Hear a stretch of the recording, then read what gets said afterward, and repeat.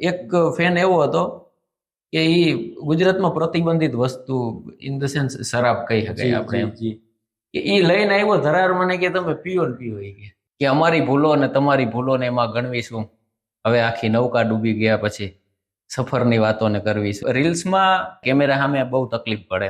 Even fee ભરવાના ઘરે પૈસા ન હોય કે હવે કદાચ કાલ મોત આવી જાય ને તોય અફસોસ નથી કે એકલા ગાંધીજીથી જ આઝાદી આવી એમ કોઈ કહેતું હોય તો એ 100% વાત ખોટી. વિડીયોમાં વધારે વ્યૂ છે એ લોકોની માનસિકતાનું પ્રતિબિંબ કે રવિ આહિર થી બિરાદર સુધીનો સફર કેવો રહ્યો. માણસ ઈ ભૂલી જાય કે જે માણસ નીચે રહ્યો ને એને હું નાનો જ દેખાતો. આપણામાં તો જાડો હોય એટલે એમ કે જામી ગયો, ખાધેલ પીધેલ ઘરમાં એમ. સંસ્કૃતિ અને સંસ્કારનો વારસો આજકાલ ભૂલાતો જાય છે. નવી પેઢીના પશ્ચિમીકરણ તરફ વળતા ઢળાવને એટલી હદે હવા મળી રહી છે કે આપણી અમૂલ્ય સંસ્કૃતિ ક્યાંક ને ક્યાંક ધૂંધળી પડતી જાય છે. પણ જરૂરી નથી કે બધા જે ઢળાવમાં ઢળી ગયા છે. અમુક એવા હીરાઓ આજ પણ છે જે સંસ્કૃતિને જીવંત રાખે છે અને લોકો સુધી બને તેટલી મહેનતથી પહોંચાડવાની કોશિશ કરે છે. આજ એવા જ એક વ્યક્તિત્વ, એવા જ એક હીરાને, ચળકતા હીરાને મળવા જઈ રહ્યા છે આપણે.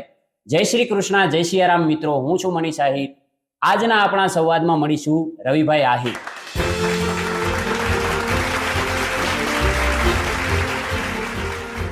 કેમ છો રવિભાઈ? એકદમ મજામાં. અમારા શોનો એક પર્ટિક્યુલર ક્વેશ્ચન જ હોય છે કે રવિ આહિર થી બિરાદર સુધીનો સફર કેવો રહ્યો. એટલે તો તમારા પ્રોગ્રામમાં ઇન્વાઇટ કરવા માટે તમારો અને સમગ્ર તમારી ટીમનો ખૂબ ખૂબ આભાર. અને ગુજરાતી ભાષાનો એક શેર છે કે અમારી ભૂલો અને તમારી ભૂલોને એમાં ગણવીશું હવે આખી નૌકા ડૂબી ગયા પછી સફરની વાતોને કરવીશું. આહા, ઘણી વખત સફર એટલો રોચક હોય ને કે માણસ અમુક વખતે એની જાત ભૂલીને આગળ વધી જતો હોય છે. કે મારી લખેલી 2 લાઈન હતી કે ઘણી વખત એવો વિચાર આવે છે કે પેલા હતા એવા થઈ જાય, પણ જિંદગીની આ ઝંઝાવતમાં એવી અવસ્થાએ આવીને પહોંચ્યા છે કે હવે હાડું એ યાદ નથી આવતું પેલા કેવા હતા. ક્યાં વાત. એટલે બહુ મજાની સફર રહી છે, બહુ ઉતાર ચઢાવ વાળી અને તડકા છાયા વાળી અને બહુ હુંફાળીને છતાંય બહુ ગરમ સફર રહી છે. બિરાદર નું જે તમને બિરુદ મળ્યું છે કે ઉપનામ મળ્યું છે એના વિશે શું કહેવા માંગશો? બિરાદર ઉપનામ એકચ્યુઅલી મળ્યું છે કરતા એ રેન્ડમ આવેલી એક વસ્તુ છે. એનું રીઝન છે કે રીલ્સમાં મને કેમેરો ફેસ કરવાનું સૌથી પ્રોબ્લેમેટિક વસ્તુ એ છે કે મને કેમેરા સામે બહુ તકલીફ પડે. એટલે અઘરા વિષયમાંથી એક કે હું કેમેરા સામે રહી અને કંઈક બોલું કે બનાવવું કે લાગતું નથી અત્યારે. પણ હા, એ તો હવે તો થોડોક કેઝ્યુઅલ થઈ જાય. પછી અંદર એક પેલો આપણો વસવસ હોય ને કે ભાઈ મારે કંઈક કરવું છે, મારે કંઈક કરવું છે. તો એ સફરમાં જોતા જોતા એક એવો કોન્સેપ્ટ મગજમાં આવ્યો કે ફોટો કોક બીજાનો, ઉપર કેપ્શન આપણે લખી નાખીએ આપણે અને વોઇસ ને આપણે આપીએ. એટલે છુટકારો મને એ વાતથી મળે કે મારે કેમેરા સામે આવવાનું નહીં. હવે સ્ટાર્ટિંગ તમારું કોઈ પણ હોય એટલે સ્ટાર્ટિંગમાં 1-2 રીલ મારી સ્ટાર્ટિંગમાં જ મિલિયનમાં ગઈ. એટલે અવાજ પહોંચ્યો, બહુ બધા લોકો સુધી પહોંચ્યો, લોકોએ બહુ એપ્રિશિએટ કર્યું, એ અવાજને લોકોએ બહુ પ્રેમ આપ્યો. પણ પ્રશ્ન અહીંયા થતો હતો કે મોટા ક્રિએટર હોય, સપોઝ મારે ત્યારે 1500 કે 2000 ફોલોવર હતા વેન આઈ સ્ટાર્ટ. એટલે મોટો ક્રિએટર એ રીલ્સને ડાઉનલોડ કરીને એના અકાઉન્ટમાં મૂકી દે. હવે મારી ઓરિજિનલ રીલ ઉપર આગળ જાતા એવું થયું કે મારી ખુદની રીલ હોય કે જે મેં બનાવી છે, કન્ટેન્ટ મારું છે, વોઇસ મારું છે, એનું બેકગ્રાઉન્ડ મ્યુઝિક મારું છે, પણ છતાં એ ક્રેડિટ મને ન મળે. કેમ કે એ ઓરિજિનલ રીલ્સ ઉપર વ્યૂઝ હોય 10 કે 12,000 કે 15,000. સેમ સામે તમે 1,00,000, 2 લાખ કે 3 લાખ ફોલોવર હોય તો એ તમારી જ રીલ, મારી જ બનાવેલી રીલ ઉપર તમારા અકાઉન્ટમાં તમે અપલોડ કરી તો 3 મિલિયન હોય, 4 મિલિયન હોય, લોકો તમારી વાહ વાહ કરે, તમારી મહેનતના બોર કોઈ ખાય, ક્રેડિટ મને ન મળે. એટલે આપણે એવું નહોતું કે ક્રેડિટ બધી મને મળે કે હું જલ્દી સુપરસ્ટાર થઈ જાઉં. પણ પછી મેં એક તુક્કો માર્યો કે ભાઈ આમાં વોઇસમાં જ એક સિંક નાખી દે કે મોટા પેલા કોઈ રાઇટર હોય કે ભજનમાં છેલ્લે પોતાનું નામું વારે એ રીતે કે ભાઈ આપણું એક સિગ્નેચર એમાં નાખી દે કે વોઇસ તો એડિટ થવાનો નથી અને એ શબ્દ વગર વાત પૂરી થવાની નથી. એટલે વચ્ચેથી કોઈ કટકૂટ કરી ન શકે.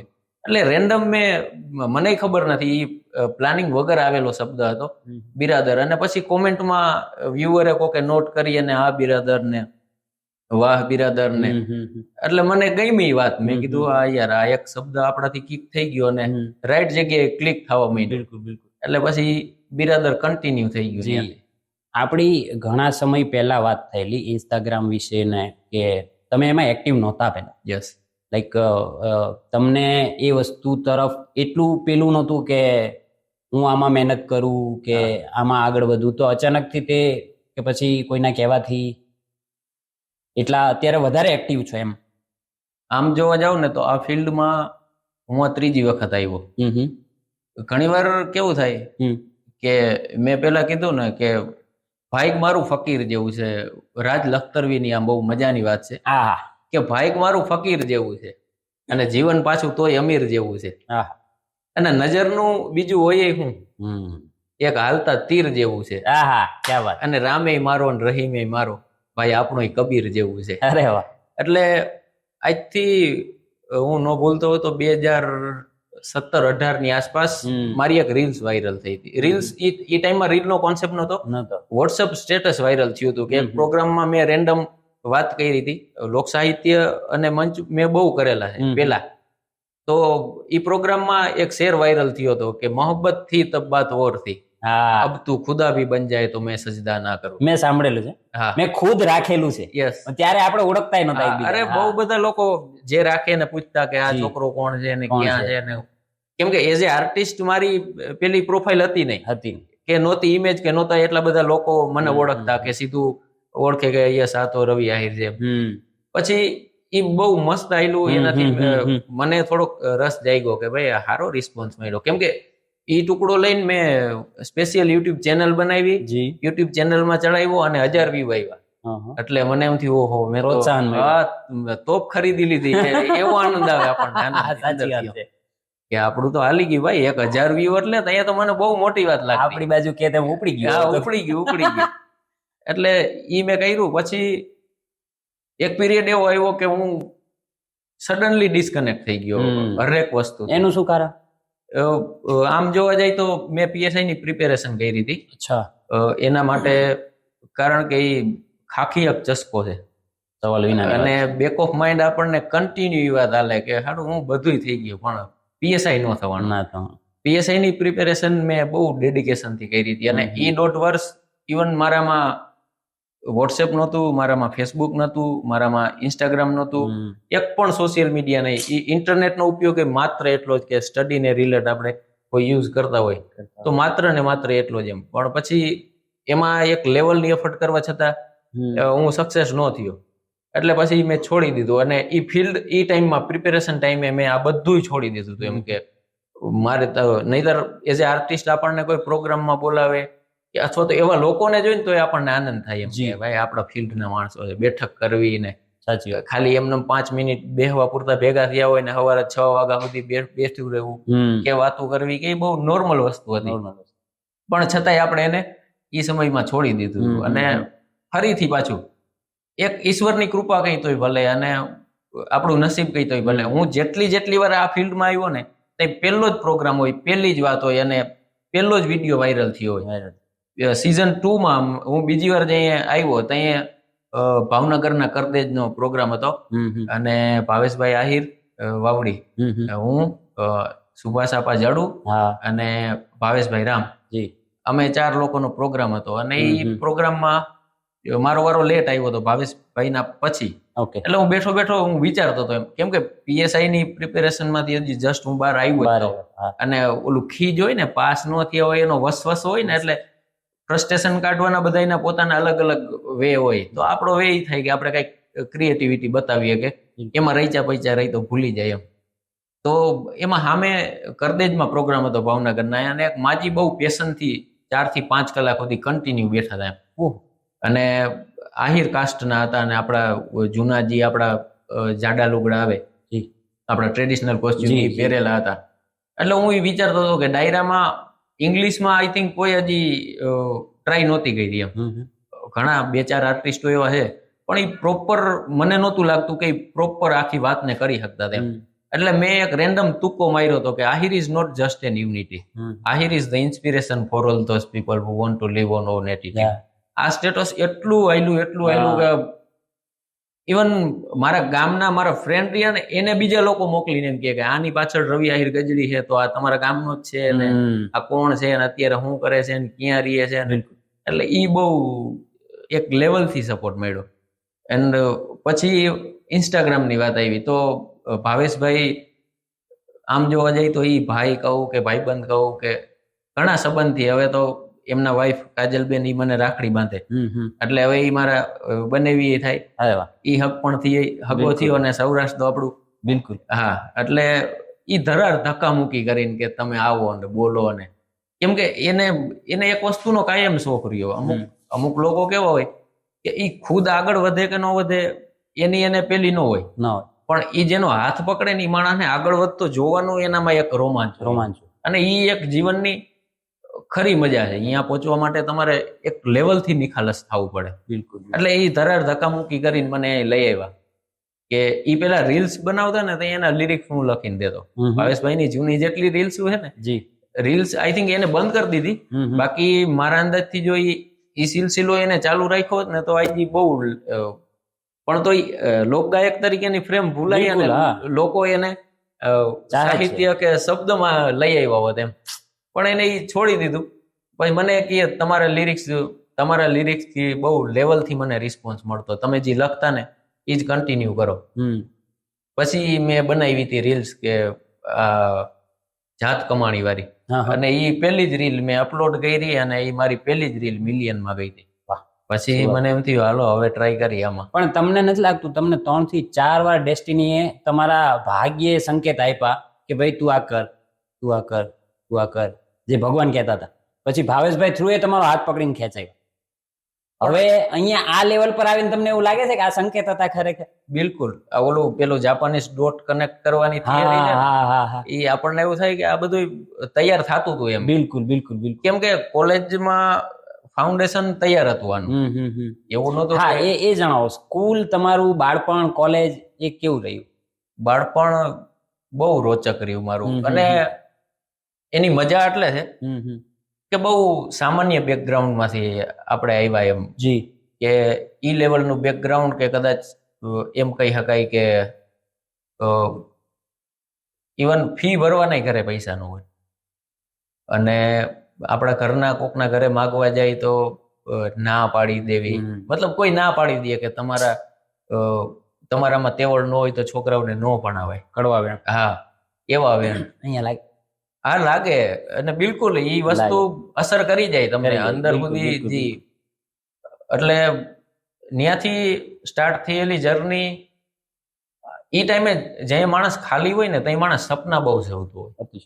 એના અંદર તમે જે ખાલી થઈ જાઓ કે તમને લાગે ને કે પરિસ્થિતિ મારા વિપરીત જઈ રહી છે. ઇવન હું અહીંયા સુધી કહીશ કે એટલી નિખાલસતા કહી શકાય કે નાદારી કહી શકાય કે એક પ્રકારનું ગાંડપણ પણ કહી શકાય કે બુદ્ધિનો ઉપયોગ કર્યા વગર, લોજિક વગર તમે પ્યોર સોલ થઈને જીવતા હોય ને, ત્યાં હું માનું કે ઈશ્વરે તમારા હિસ્સાનું તમને આપવું પડે. તમારામાં એક લેવલની લાયકાત કેળવાઈ જાય ને તો ઈશ્વરે તમને આપવું જ પડે એમ. તો સ્ટાર્ટિંગમાં સ્કૂલમાં મેં પહેલી વખત 6ઠા કે 7મા ધોરણમાં ભાગ લીધો હતો, અને મારા એક મામાની આ બીએડ કરતા. જી. એટલે એ નારી શક્તિ ઉપર બોલવાનું હતું, મને પાક્કું યાદ છે. હવે એ બીએડ કરતા, અને બીજે દિવસે વક્તૃત્વ સ્પર્ધા હતી શનિવારે અમારે ડુમિયાણી ઉપલેટા તાલુકાનું રાજકોટ જિલ્લાનું બિલકુલ છેલ્લો એરિયા થાય. તો આગલા દિવસે એ લોકો પ્રવાસમાં વયા ગયા. એ મને સ્ક્રિપ્ટ લખીને આપવાના હતા, મારે એ સાંજે પાકી કરીને તૈયાર કરીને બોલવાની. બીજે દિવસે તમારે બોલવાની હતી એ સ્ટેજ પર. હા. અચ્છા. અરે અહીંયા બહુ બધા અમારે અહીંયા પ્રોગ્રામ થાય ને તો 1200 કે 1300 1400 1500 સ્ટુડન્ટ આરામથી હોય. હા, જે તમે કહો છો એ ગામ છે કે સિટી? ગામડામાં બહુ ઉત્સુકતા હોય બધા. પણ ઈ અમારું જે કેમ્પસ હતું ને એ ગામથી અલગ જ હતું. અચ્છા. કે અહીંયા 2500 થી 3000 ઓછામાં ઓછા વિદ્યાર્થીઓ અભ્યાસ કરતા હશે. મજાની વાત એ હતી કે આશ્રમ શાળા હતી. એવી આશ્રમ શાળા કે જ્યાં સવારમાં ઉઠવાનું, તમારા કપડા તમારે જાતે. મેં 14 વર્ષ મારા કપડા હાથ, બરાબર. તમારે બ્રશ કરવાનું, તમારે 8 વાગ્યામાં હાવેણા લઈને સફાઈ કરવાની, સફાઈ કરવાની. તમે જે રૂમમાં રહેતા હોય એ રૂમ વારવાના, જમીન તમારી ડીશ તમારે હાથે ધોવાની. ગાંધીવાદી વિચાર ઉપર ગાંધીવાદી વિચાર. આખી બનેલી થીમ ઉપર હતી અને એના સિદ્ધાંતો ઉપર ચાલનારી અમારા વીબી મણવર સાહેબની કોલેજ હતી. વાહ. તો બીજે દિવસે મારા મામા તો પ્રવાસમાં વયા ગયા. મારી પાસે સ્ક્રિપ્ટ હતી નહીં. હવે નામ તો આપણું અનાઉન્સ થવાનું છે અને એ વખતમાં બીક એટલે હું એ ખબર નહીં, પણ હું સ્ટેજ ઉપર ચડ્યો ને એટલે મને રિયલાઇઝ થઈ ગયું કે એકારે એટલા બધા માણસોને જોઈ, બધા તમને જ જોઈએ, મને જ જોતા હોય અને મારી પાસે કઈ બોલવાનું નહીં. મેં તો ચાલુ કર્યું કે સ્ત્રી ભગવાનનું રૂપ છે, બરાબર. ત્યાં સુધી ઓકે. પછી મેં કીધું સ્ત્રીને 1000 હાથ હોય છે. મારો કહેવાનો મતલબ એવો હતો કે એનામાં શક્તિ એટલી હોય, પણ પ્રોપર પેલું ન કરી શકે. મેં કીધું સ્ત્રીના 1000 હાથ હોય છે, સ્ત્રીના હાથ એટલા લાંબા હોય છે કે ગમે અહીંયા પહોંચી જાય છે. તમારો મિનિંગ એ હતો બધા જ કામ એ કરી જાણતી હોય છે, ઘર બી સાચવવાનું, બાળક સાચવવાનું, પતિને સાચવવાનું, બધું. અને એ પ્રોપર હું બોલી ન હોય જય હિન્દ કરીને બેહી ગયો. પછી મારું 8મું ધોરણ, એ 6ઠાની આઈ થિંક 7મા ધોરણની વાત હતી. પછી ઈ બીક મને 8મા ધોરણમાં આખું વર્ષ રહી કે 8મામાં મેં એવી કોઈ હિંમત જ ન કરી. સ્ટેજ ફિયર થઈ ગયો કે ભાઈ અહીંયા આપણું કામ નથી. બિલકુલ. ભાઈ 9મા ધોરણથી મેં પાછું ચાલુ કર્યું કે બાલસભામાં ધૂન ગાવાનું હોય. શનિવારે અમારે નોલેજ ડે નો દિવસ, એમાં બાલસભા થાય. ઇન ધ સેન્સ કોઈ બોલે, કોઈ સુવિચાર હોય, કોઈ ગાતું હોય, કે આમ સાદી બેઠકી ટાઈપ એકદમ. એમાં કોઈ માઇક બાઇક ને તામજામ ને એવું નહીં. એટલે એમાં બધાને બોલવાનું અને હું એમાં હોય જ કાંઈક ને કાંઈક મારું. કેમ કે મને એક વસ્તુ ગમતી કે આમ ફ્રેમમાં રહેવું ગમતું મને. એનું રીઝન એ છે કે જ્યાં તમારી પાસે કાંઈ હથિયાર ન હોય ને, ત્યાં સૌથી મોટું હથિયાર તમારી જે કલા હોય ને એ હોય. કેમ કે અહીંયા ઈ સ્કૂલની એક પ્લસ પોઈન્ટ એ હતો કે તમે કોઈ પણ કમ્યુનિટીમાંથી આવતા હોય, તમે કોઈ પણ કાસ્ટમાંથી આવતા હોય, અહીંયા કોઈ ફરક ન પડે. ઇવન દલિત અમારી યારે ભણતા હતા, અમારી યારે મુસલમાન ઘણા ભણતા હતા, પણ મને હવે ખબર પડે કે આની કાસ્ટ આ હતી કે આની કાસ્ટ. એવા ઘણા મારા ફ્રેન્ડ, ક્લોઝ ફેમિલી ફ્રેન્ડ છે કે જેના ઘરે આપણે આવી જઈ શકીએ, જેની ઇવન એની બેન મને રાખડી મોકલાવતી હોય તોય મને હમણાં ખબર પડે કે એની કાસ્ટ કઈ હતી.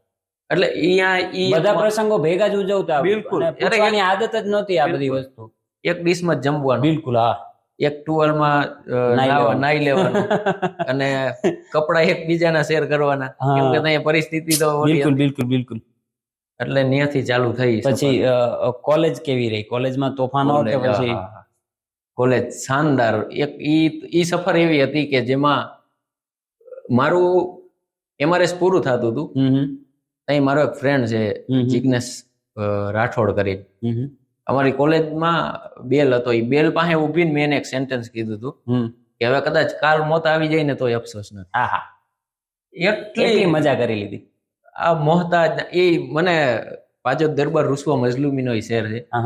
ઈ જે જિંદગી જીવા ને એવું નતું, આલિશાન નહોતી જિંદગી. હું તમને કહું, મોહતાજના કસાનો હતો કોણ માનશે. ઈ મારી કોલેજ મને યાદ આવે ને એટલે પેલો મને આ શેર યાદ આવે કે મોહતાજના કસાનો હતો કોણ માનશે, મારો એક જમાનો હતો કોણ માનશે. ક્યાં વાત. અને હમણાં હસવાનો મેં જે કર્યો અભિનય એ પ્રત્યાઘાત દુર્દશાનો હતો કોણ માનશે.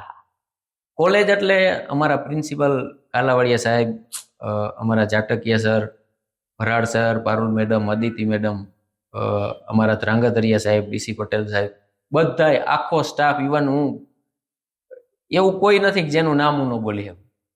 અને મેઇન રીઝન એનું એ હતું કે ભણવાનું અહીંયા મારું સાઈડ બિઝનેસ હતો, કે ટાઈમ મળે તો હું ભણી લઉં.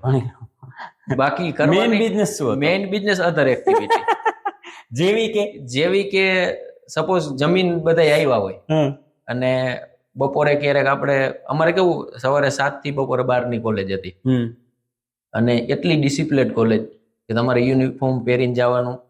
કોલેજમાં નહીતર પ્રાર્થના ન થાય. અમારે પહેલા જ પ્રાર્થના થાય કોલેજમાં. બરાબર. બટન બંધ કરવાના, આમ સ્લીવ ફોલ્ડ નહીં કરવાની. હા, અમારા સાહેબ નો જ માપો. ટીચ થઈને જવાનું એટલે કે નગર સાહેબ મારે કોલેજમાં મારે. અને એમ જ્યારે પડી, હા ઘણી વાર. અરે બહુ આરામથી. સાંભળજો, રવિ આહિર બિરાદર ને પણ પડી છે કોલેજમાં. બહુ આરામથી અને ફ્રેન્ક મારી લી. અને અમને કઈ હવે ખબર પડે કે યાર જાહેરમાં કોક મારે તો ઇન્સલ્ટ થાય. પેલું આપણી બાજુ નહીં કે ચાલતા જઈને મારતા જાય. આરામથી મારતા જાય. એટલે ત્યાં સાહેબ નો પોતાનો રૂવા બેવડો, કેમ કે ઈ ખુદ એટલી સ્પીડમાં હાલે ને કે આપણે એની બાજુમાં દોડવું પડે. હા મહેન્દ્રભાઈ કાલાવડિયા એટલે એનર્જીની દુકાન એમ, અને આખો દી 24 કલાક ઘૂમતો માણસ.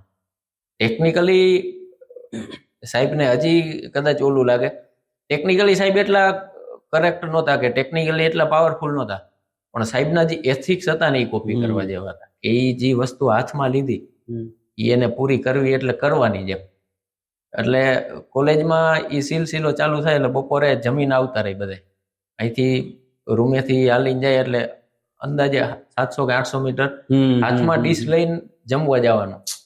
સામેના પેલું કેમ્પસ હતું જમવા માટેનું અલગથી, એમાં પછી જમીન બધા સૂતા હોય એટલે ગમે એના રૂમમાં ના પંખામાં ઓશિકાના ઘા કરીને આવતા રહેવાના, કે પાણીની ડોલ ભરી અને ગમે એ સૂતો હોય તો એના ઉપર નાખી દેવાનું, અથવા તો કોઈ બાથરૂમમાં કોઈ હોય તો ઉપરથી પાણી નાખવાના, રેતીની ડોલ ભરીને ઉપરથી નાખવાની, કોઈ કપડા કોકના ધોયેલા પડ્યા હોય તો ઈ નીચે નાખી દેવાના. સાહિત્યકાર પાછળ એક સખત ચંચળ કુમાર છે. ઈ રંજાડ બહુ એક લેવલની રંજાડ હતી. બરાબર. સૌથી વધારે મજા કઈ આવે, કેમ કે આપણે બહુ પુઅર બેકગ્રાઉન્ડ થી આવતા હોય, પણ અહીંયા ઈ મજાની વસ્તુ એ હતી કે આપણને ઈ રિયલાઇઝ ન થાય કે ભાઈ આપણે ગરીબ છે. કેમ કે ઈ જીવવાનો જે લહેજો હતો ને એ રાજા જેવો. દેખાડાનો જમાનો જ નહોતો. બિલકુલ નહીં. ફોન મારી પાસે ડિજિટલ મતલબ આપણો એન્ડ્રોઈડ ફોન લગભગ MRS કા TY ના એન્ડમાં મારા હાથમાં આવ્યો. ત્યાં સુધી ફોન જ નહોતો મારી પાસે. ઘરે ફોન કરવો હોય તો સાદું કીપેડ હતું.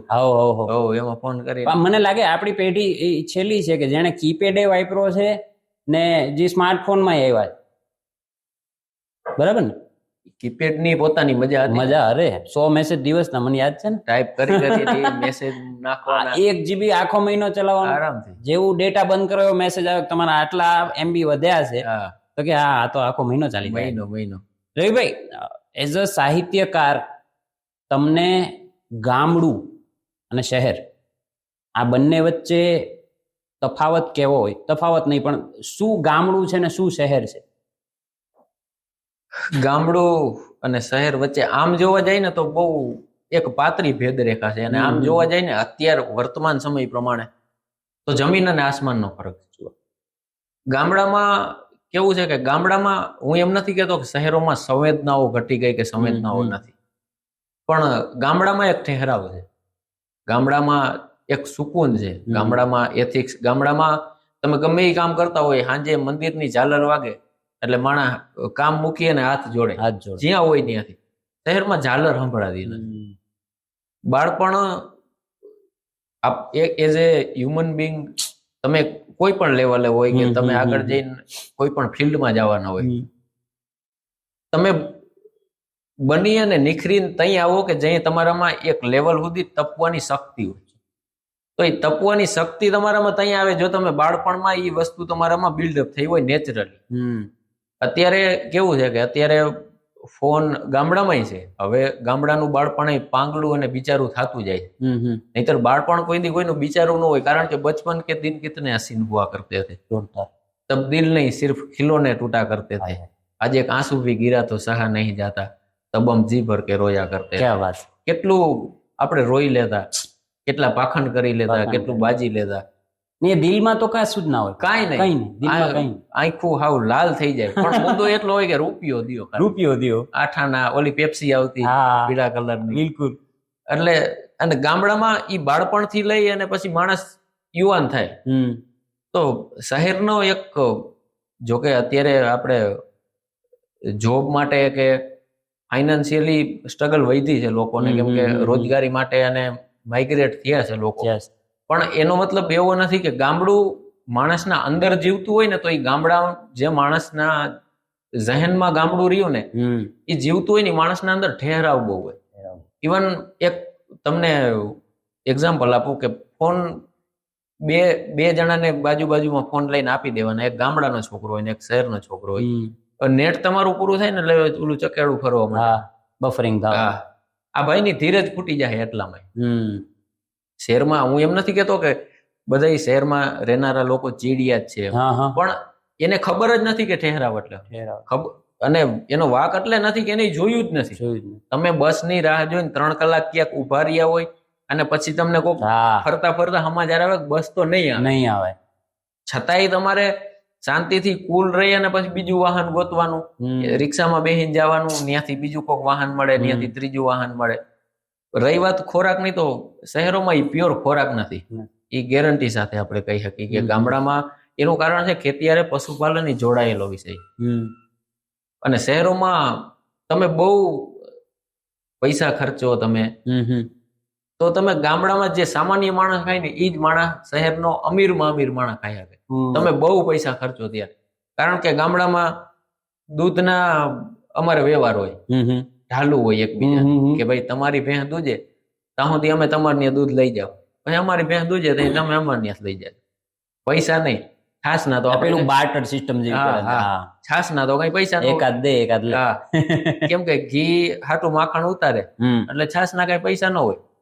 છાસ તો કોને આપવાની હોય કે ભાઈ ગામમાં એવું વરણ રહેતા હોય કે જે પશુપાલન ન કરતા હોય, જેને જમીન જાગીર ન હોય, નાના માણસો જેને આપણે કહીએ, બિલકુલ, તો એને છાસ એમને ફ્રીમાં આપી દેવાની. બહેણી મૂકી જાય સવારે, અને ગરધણી નવરો હોય તો અમુક બેનું એટલી લાગણીશીલ હોય કે એ બહેણી લઈને દઈ આવે, ગાડી તમારી છાસ.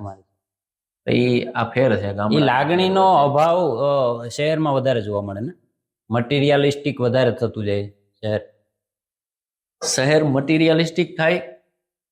ઓકે કે સમય પ્રમાણે હરેક વસ્તુમાં અપગ્રેશન આવે, આપણે એમાં સહમત છીએ, પણ મુદ્દો એ છે કે મટીરિયલિસ્ટિક માઇન્ડસેટ થવા માંડ્યા માણસના.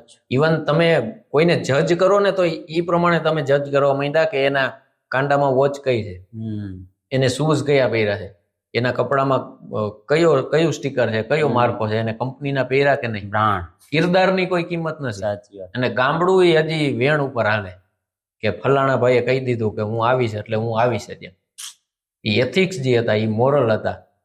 દેશ મૂછના દોરે દેશ ટઈકો જ એના ઉપર છે કે હું આવીશ. ઇવન કેટલા જીભના માનેલ ભાઈ, લોકસાહિત્યમાં એવા કેટલા પ્રસંગો, જોગડો, અને એક પ્રસંગ મને યાદી થાય કે દુકાળનો એ વખત હતો, એટલે એક બેન હતી એને હગા ભાઈના ઘરે જાય કે બેનના ગામમાં, બેનના દેશમાં દુકાળ પડ્યો, એટલે એના પતિએ કીધું કે તું તારા ભાઈની મદદ માંગ તો આપણે વરહ ઉતરી જાય. એટલે એ બેન ને જાતી હતી, તો એ ભાભી એની જોઈ ગઈ કે બેન આવે છે, અને એને ખબર હતી કે એના દેશમાં દુકાળ પડ્યો, કારણ કે વણ હગે વણ હાગવે વણ નાતરીએ ને. લોકસાહિત્યનો બહુ મજાનો દુઓ છે કે વણ હગે, હગા ન હોય તો જીવી શકાય, વણ હાગવે વણ નાતરીએ ને, તમારા અંગત માણસો તમને નોતરે નહીં તોય જીવી શકાય, વણ માવતર જીવીએ, ત્યાં સુધી કીધું કે મા બાપ ન હોય તો જીવી શકાય, પણ તું વીણ મરીએ મેં, જો વરસાદ તું નહીં આવે ને તો અમે મરી રહેવું. અને વરસાદ આવ્યો નહીં એટલે એ બેન ની મદદ માંગવા જતી હતી, ઓલા ભાભી એને જોઈ ગયા, એના ભાભી બેન આવે છે એટલે અંદર જઈને કહી દીધું તાર બેન માગવા આવે છે, તું હતાઈ જા. ને એ અભાગ્યો ભાઈ હતાઈ ગયું કે બેન આવી અને માગશે, કારણ કે જોડા બહાર પડ્યા હતા. બેનને જ ખબર હોય કે એના ચપ્પલ મારા ભાઈના પડ્યા, અહીંયા રમી રમીને મોટી થઈ હોય, એ અહીંથી એના થાપા મારીને ગઈ હોય, એને તો ખબર હોય ને કે ફળિયાની ફિતરત શું છે, મારા ઘરની ગોઠવણ શું છે. એટલે ભાભીએ કીધું કે તમારા ભાઈ તો હમણાં બહાર ગયા. એટલે બેન પાછી વળી ગઈ, એને એમ થયું, એને ખબર હતી કે મારો ભાઈ અંદર છે, પણ છતાંય હકી માનો જ એનો ભાઈ, કારણ કે બેન એક એવું પાત્ર છે કે મનોહર ને મીઠડી તું ઈશ્વરની દીધેલ છે. બેન એટલે એ જગતનું એક એવું પાત્ર છે કે પુરુષ તરીકે એનાથી નજીક હું નથી માનતો કે કોઈ હોય છે, કારણ કે તમે માં છે પણ માને બધું નથી કહી શકતા, બધું નથી. બેન એટલે એ આપણી એક અત્યારની ભાષામાં કહું ને તો ક્લોઝ ફ્રેન્ડ એટલે બેન. લોકસાહિત્યમાં એટલે કીધું કે મનોહર ને મીઠડી તો ઈશ્વરની દીધેલ દેન, માં જેવી મમતાળી મને બેહદ વાલી બેન. માં જેવી મમતાળી એટલે એ બેહદ વાલી એટલે છે કે જેની એના વાલમાં કોઈ હદ એટલે નથી એમ. એટલે એ બેન ત્યાંથી પાછી વળી ગઈ. હવે રોતી રોતી બેન જાતી હતી એટલે ગામનો એક જોગડો ઢોલી, ઢોલ વગાડવા વાળો માણા, એને એમ કીધું કે બેન ઓળખસ? કે હા ભાઈ ઓળખું છું, કે તું અમારા ગામનો છો એમ. તો કે તું ગામમાં આવી અને તું રોઈને જાસ, શું તકલીફ છે મને કે. નાઈતે નેણો નથી, એવું નથી કે એક કાસ્ટ ના હોય અને ઇન્ટરેક્શન થાય ગામડા અને શહેર વચ્ચે. આ ફેર ગામડામાં, શહેરોમાં એવા કેટલા લોકો છે કે જે ડિપ્રેશનમાં આખો દી ખૂણામાં બેઠા રહે, યા ફિર કેફેમાં બેહી અને આખા બંડલના બંડલ સિગારેટ ફૂકી નાખે, છતાંય કોઈ પાસે બેહીને એને પૂછતું નથી વોટ યુ ફીલ નાઉ. અને ગામડામાં એના ગામની ખાલી દીકરી કે પૈણીને વહી ગઈ. મુદ્દો એટલો હતો કે રોતી રોતી જાતી હતી એટલે એને પૂછ્યું કે શું તકલીફ છે, કે કાંઈ નહીં ભાઈ, ઈ થઈ ગયું જે થવાનું હતું. એ હમદયના માણા પૂછે કે મને તું કે, એટલે આને કીધું કે ભાઈ અમારા દેહમાં વરસાદ નથી થયો, ભાઈ આગળ થોડીક મદદ માંગવા આવી હતી, પણ ભાઈ મને જોઈને હતાઈ ગયું. એ વાતનું મને દુઃખ થયું. એમ તમારો અંગત માણા તમને કામ પડે ત્યાં હતાઈ જાય ને ત્યાં દુઃખ બહુ થાય. કારણ કે જેના ભરોસે તમે આખો ખેલ માંડ્યો હોય, એ જ માણા પછી ખેલમાં ન હોય ને તો એ વેદના તો જેને જેને ભોગવા હોય ને એને ખબર હોય કે ત્યાં પીડા કેટલી થાય. એટલે ઈ લખેલી, મારી લખેલી 2 લાઈન હતી કે બાજી આ જિંદગીની હારી ગયા એનો સેજે અફસોસ નથી બિરાદ, પણ દુઃખ ઈ વાતનું છે કે અમે જેને ભરોહાના એકા માયના હતા ઈ મારા જોકર નીકળ્યા. કે તમારો એકો હોય જે જોકર નીકળે ને, એટલે આ 2 ભાઈ બેન વચ્ચે સંવાદ થતો હતો. એટલે એને એમ કીધું કે કાંઈ વાંધો નહીં બેન, હું આપું. ઈ બેનને બહુ મોટો પ્રસંગ છે, પણ ઈ બેનને દાણા આપે, ખાલી દાણા આપે એટલું નહીં, અને દીકરાને ભેગું મોકલે કે આખું ગાડું જોડીને જાય, ગાડામાં દાણા નાખ કે બેન આખું વરહ ઉતરી જાય. આખા આવતા વરહ સુધી એને કઈ ખૂટે નહીં એટલું તો આપી આપ, અને આ દીકરો અહીંયા જઈને એને એટલું આપી આપ. વાહ! એટલે આ ગામડાની અને શહેરોની આ ભાવના ફરક છે એમ કે બિલકુલ ઇન્ટરનેટ થી તમારી બાજુમાં કોઈક રોવે છે ને એમાં તમને ઇન્ટરેસ્ટ નથી, પણ તમે કોઈક સેડ રીલ જોઈને તો તમે એમાં કોમેન્ટ મારશો કે સો સેડ. હા, કોઈ માણસ રિયલમાં તમારી બાજુમાં રોવે છે બેઠું બેઠું, એને કઈક તકલીફ છે, એને કઈક પીડા છે, પણ મુદ્દો એ છે કે દુઃખને ડેકોરેટ કરીને આપણી સામે આવે તો આપણને ગમે, આમ ફેન્ટસી લાગે. લોકો એકબીજાની મદદ એટલા માટે કરવા માંગે છે કે એને એ ફોટો પાડી અને શેર કરવો છે કે આજ મેં આ માણસને મદદ કરી. કેટલી હદે સોશિયલ મીડિયા ઘૂસી ગયું અંદર, ઇન્ટરનેટ, સોશિયલ મીડિયા, એની કોઈ સીમા નથી. કેમ કે માણસની ઓળખાણમાં માણસના ફોલોવર મેન્શન થવા માંડ્યા. ઇવન કોઈ માણસ કોઈ પ્રસંગમાં કે કોઈ પ્રોગ્રામમાં આવે ને તો પેલા એ માણસનો લહેજાથી એની ઓળખાણ થતી કે આ મનીષભાઈ છે કે જે દર વર્ષે અમારા ગામમાં મા બાપ વગરની છોકરીઓના લગ્ન કરે છે, 11 છોકરીઓ 21 છોકરીઓ. અત્યારે કોઈક એન્ટર થાય તો રવિભાઈ આહિર ગજરી કોણ, અને 200 કે ફોલોવર છે. ઓળખાણ, માણસની ઓળખાણ તમારા આંકડાઓથી મેન્શન થવા માંડી કે હવે તમારી ઇજ્જતદાર હોવું અલગ વાત છે, અને તમારી ડિજિટલ ઇજ્જત થવા માંડી. ડિજિટલ ઇજ્જત, હા, ઇજ્જત ડિજિટલ થઈ. લોકો બે ઇજ્જત ડિજિટલ, ઇન્ટરનેટ વાળી ઇજ્જત, ઇન્ટરનેટ વાળી ઇજ્જત, એવી ઇજ્જત કે જેનું કોઈ ભવિષ્ય જ નથી. ભવિષ્ય જ નથી. રિયલમાં તમે રીલમાં જોતો હોય માણસ રિયલમાં એવો છે કે કેમ એના કોઈ સર્ટિફિકેટ નથી, કોઈ પાસે નથી. રવિભાઈ, ગુજરાત ને ગુજરાતીઓને મોસ્ટલી વિશ્વ પટલ ઉપર ગાંઠિયા, ગરબા ને બિઝનેસ, ગાંઠિયા એટલે આપણે જલેબી ગાંઠિયા, આ 3 વસ્તુથી ઓળખે છે. તમારું શું માનવું છે, કેટલી આ છાપ યોગ્ય છે અને કેટલી અયોગ્ય છે? એ છાપ આમ તો બિલકુલ યોગ્ય નથી, અને વાત જો ટેસ્ટ ની આવે તો યોગ્ય એટલા માટે છે કે ગુજરાતીઓ ખાવાના શોખીન, અને ખાવાનો શોખીન એ જ માણસ હોય જે પૂરા પ્રમાણમાં મહેનત કરવાની જેનામાં ત્રેવડ હોય, એ જ સ્વાદ લઈ શકે. હા, આપણે કોકને જોઈને આમ હુષ્ટ હોય ને, તો ઈ તો આ શહેરોમાં લોકો એવું માને કે આ લુકિંગ નોટ ગુડ ને ફિટ નથી ના તે, ગામડામાં તો જાડો હોય એટલે એમ કે જામી ગયો, ખાધેલ પીધેલ ઘરનો છે એમ, ખાધેલ પીધેલ ઘરનો છે. સાચી વાત. એટલે એનાથી લોકોની અપેક્ષા વધે કે ધરાઈને બેઠો છે, ધરાયેલ હો જેની એની લાગે ના બીક, કે જે ધરાઈને બેઠો એ માણસની બીક ન લાગે. બાકી ગુજરાત એટલે ખાલી ગાંઠિયા, ગરબા કે જલેબી એવું નથી. ગુજરાત એટલે મોહનદાસ કરમચંદ ગાંધી, ગુજરાત એટલે ઝવેરચંદ કાલિદાસ મેઘાણી, એક એવો માણસ કે જેની યાદો એવા માણસો કે જે આ દેશ હાટું, રાષ્ટ્ર હાટું, આપણા ધર્મ હાટું, એને ટકાવવા હાટું જે માણસોએ શહાદત વહેરી, ત્યાં સુધી કે એના ઘર ખાલી થઈ ગયા, એની જાત વિસરાઈ ગઈ, ત્યાં સુધી કવિઓએ અંજળિયું છાટી અને એ પાત્રોને આપણી સામે લઈ આવ્યા. ગાંધીજી એટલે એક એવો વ્યક્તિ કે તમે 1915 થી શરૂ થઈ હતી એની યાત્રા. ગાંધીજીનું ભારત આગમન 1915 થી 1948 સુધી, જ્યાં સુધી બાપુનું અવસાન ન થાય ત્યાં સુધી એ માણસ એક જ મુદ્દા ઉપર લડ્યો કે આઝાદી. અત્યારે આ સસ્તા ઇન્ટરનેટ ઉપર ઘણા લોકો ગાંધીજીને ગારું દે છે. હું એમ નથી કહેતો કે ભગતસિંહ અને ચંદ્રશેખરનો રોલ અલગ હતો, આપણે એમ નથી કહેતા કે એનું જે આમાં ફાળો હતો એ ઓછો હતો, જે બિલકુલ ઓછો મહાભારતમાં નહોતો. ભગવાન કૃષ્ણનો અને અર્જુનનો અલગ અલગ બિલકુલ બિલકુલ પણ એકબીજાના પૂરક હતા. પૂરક હતા. કે એકલા ગાંધીજીથી જ આઝાદી આવી એમ કોઈ કહેતું હોય તો એ 100% વાત ખોટી. ભગતસિંહ અને ચંદ્રશેખર નો હોત તો એનો પરિણામ અલગ હોત કઈ એમ.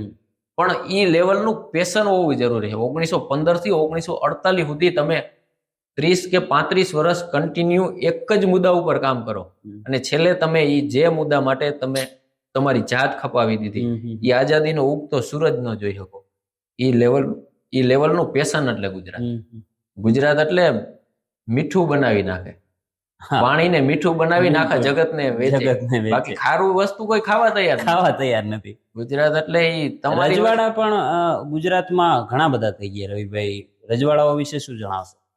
રજવાડા ભારતનું એકીકરણ થયું ત્યારે ગુજરાતમાં 562 રજવાડા હતા અને હરેક રજવાડા પોતામાં એક યુનિકનેસ લઈને બેઠા હતા. ઇવન તમે ગોંડલના આજ પણ ગામડાઓમાં જાઓ તો ગોંડલની આસપાસ અને ગોંડલના તાબાનો જેટલો એરિયા હતો એ લેવલના 75 થી 80 વર્ષના લોકો મેં જોયેલા છે. એનું રીઝન છે કે મેં ઉપલેટા સ્ટડી કર્યું.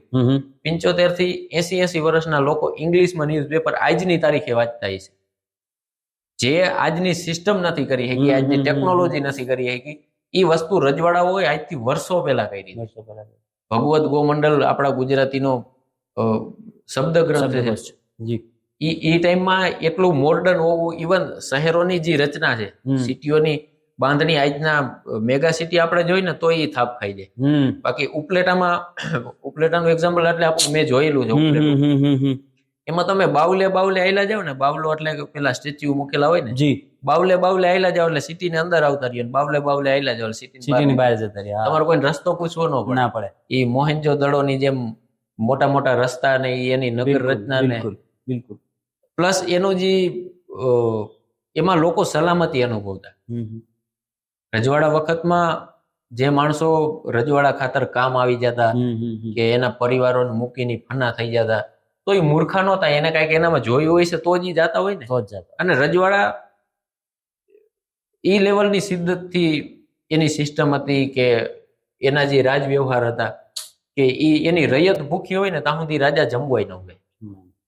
કારણ કે રાજવાનું જે છે કે પ્રજાને ભોજન પીરસવું એ રાજનો અધિકાર છે અને જેની રૈયત ભૂખી રજરે એ નૃપને અધિકાર છે. એવો કોઈ નૃપ તૈયાર નહોતો. નૃપ એટલે રાજા.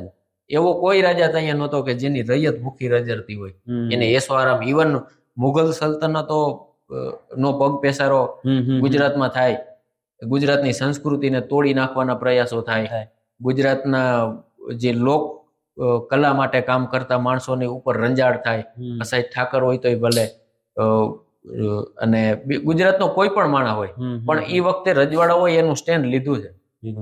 એવું નથી કે એ કોમ્પ્રોમાઇઝ કરીને કે ઉપરની સિસ્ટમ અરે મડાગાંઠ કરી અને પોતાનું જાજુ કરીને નીકળી જાય.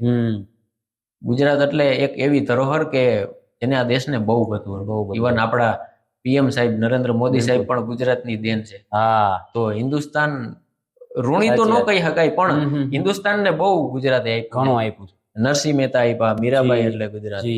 ભગવાને તો અહીંયા જ આવીને વૈસા આપણે દ્વારકાધીશ 16 વર્ષની ઉંમરે અહીંયા આવી ગયા હતા છેલ્લે. એટલે ટૂંકમાં કોઈ માણસ છેલ્લી અવસ્થાએ આવે ને એને એમ થાય ને કે હવે જિંદગી જીવી લેવી છે, એટલે ગુજરાત. ગુજરાત ખાલી ગાંઠિયા નથી. જુનાગઢમાં આપણો ઇતિહાસ છે, આપણા સ્પેશિયલી આપણા સમાજનો કહીએ તો કે નવઘણ વખતેનો આપણા જે દેવાતાપાએ એમના દીકરાને બચાવ્યો હતો અને ખુદના દીકરાનું બલિદાન આપી દીધું હતું. એ જરા પ્રસંગ કહેશો? મને જાણવાની ને અમારા દર્શકોને પણ જાણવાની ઈચ્છા છે. એ પ્રસંગ એટલે એક આહિર હોવાને નાતે આપણે વાત કરીએ ને તો કદાચ થોડીક અતિશયોક્તિ લાગે, પણ એઝ એ થર્ડ પર્સન વાત કરી કે લોક સાહિત્યકાર તરીકે હું એ ઘટનાને એ દ્રષ્ટિકોણથી જોઉં છું કે એમાં એને કોઈ વસ્તુને મેન્શન નહોતી કરવી.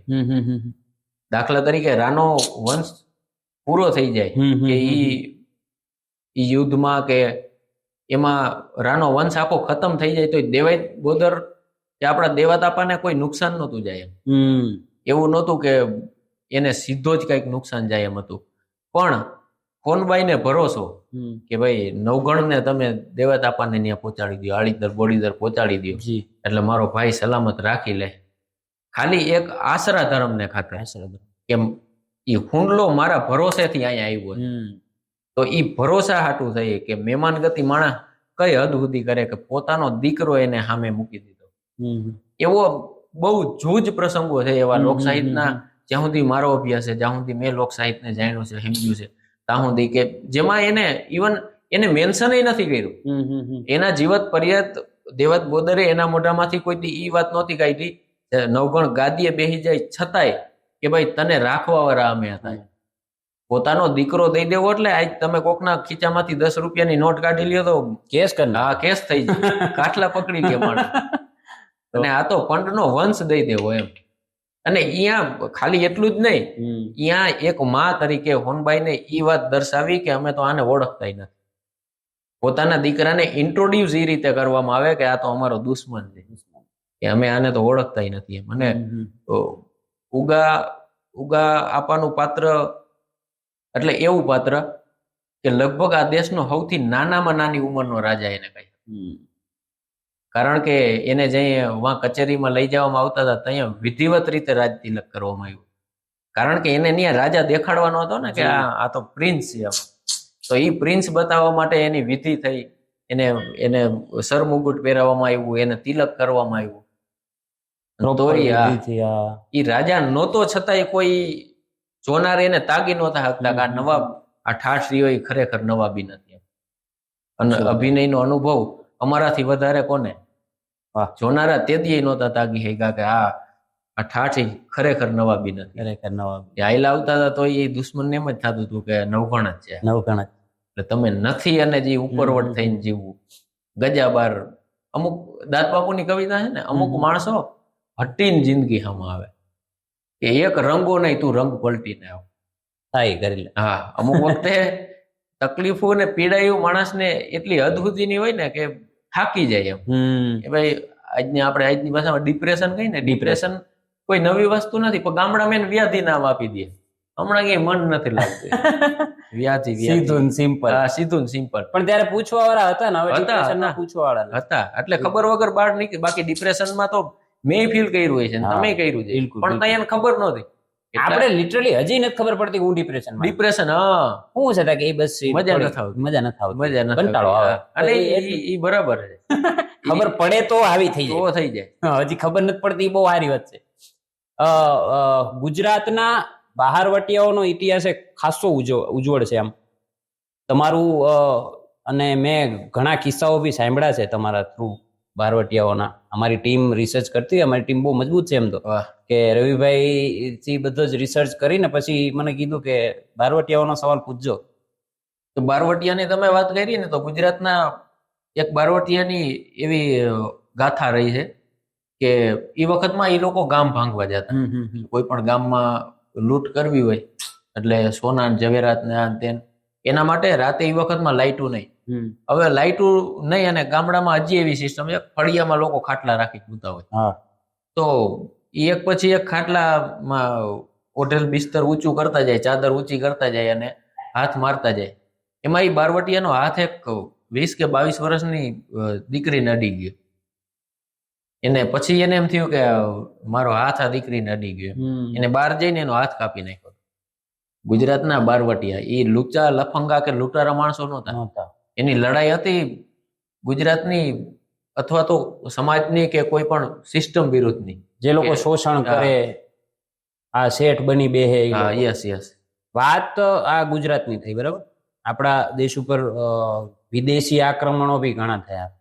સિકંદર સૌથી પહેલા માનવામાં આવે છે. તમારા મેં એક પ્રોગ્રામમાં જ આ વાત આખો કિસ્સો તમે કીધો છે. ને ત્યાર પછી અફઘાનિસ્તાન બાજુથી જે આક્રમણો થયા, મુગલો, જે મેં તમારા જ એક શોમાં સાંભળ્યું છે, સિકંદર અને પોરસનો કિસ્સો. ને ત્યાર પછી અફઘાનિસ્તાન બાજુથી જે મુગલોના આક્રમણ થયા તેના વિશે જણાવો કે એ શું સત્ય શું હતું ખરેખર. હિન્દુસ્તાન એટલે પહેલેથી જ એક એવો ફિલોસોફર હતો, હિન્દુસ્તાનને એક જીવતી જાગતી ઘટના કીધી. હિન્દુસ્તાન સોને કી ચીડિયા, સમૃદ્ધિ. સોને કી ચીડિયા એટલે એ સમૃદ્ધિનું પ્રતિબિંબ છે. કે એટલી સમૃદ્ધિ હતી કે હિન્દુસ્તાનમાં કોઈ વસ્તુ ઘટતી, ઇવન આપણો વારસો હોય તોય ભલે, આર્થિક દ્રષ્ટિકોણથી હોય તોય ભલે, કારણ કે ધર્મ મજબૂત હતો. અને જે દેશનો, જે રાષ્ટ્રનો ધર્મ અને એથિક્સ મજબૂત હોય એની પ્રજા એથિકલ હોવાની, અને એના કારણે ભારતની લોકોના જે માનસ હતું એ માનસ પ્યોર હતું. મુઘલોનું આક્રમણ એ દર્શાવે છે કે મુઘલો રાજા હતા એ ક્યાંના રાજા હતા.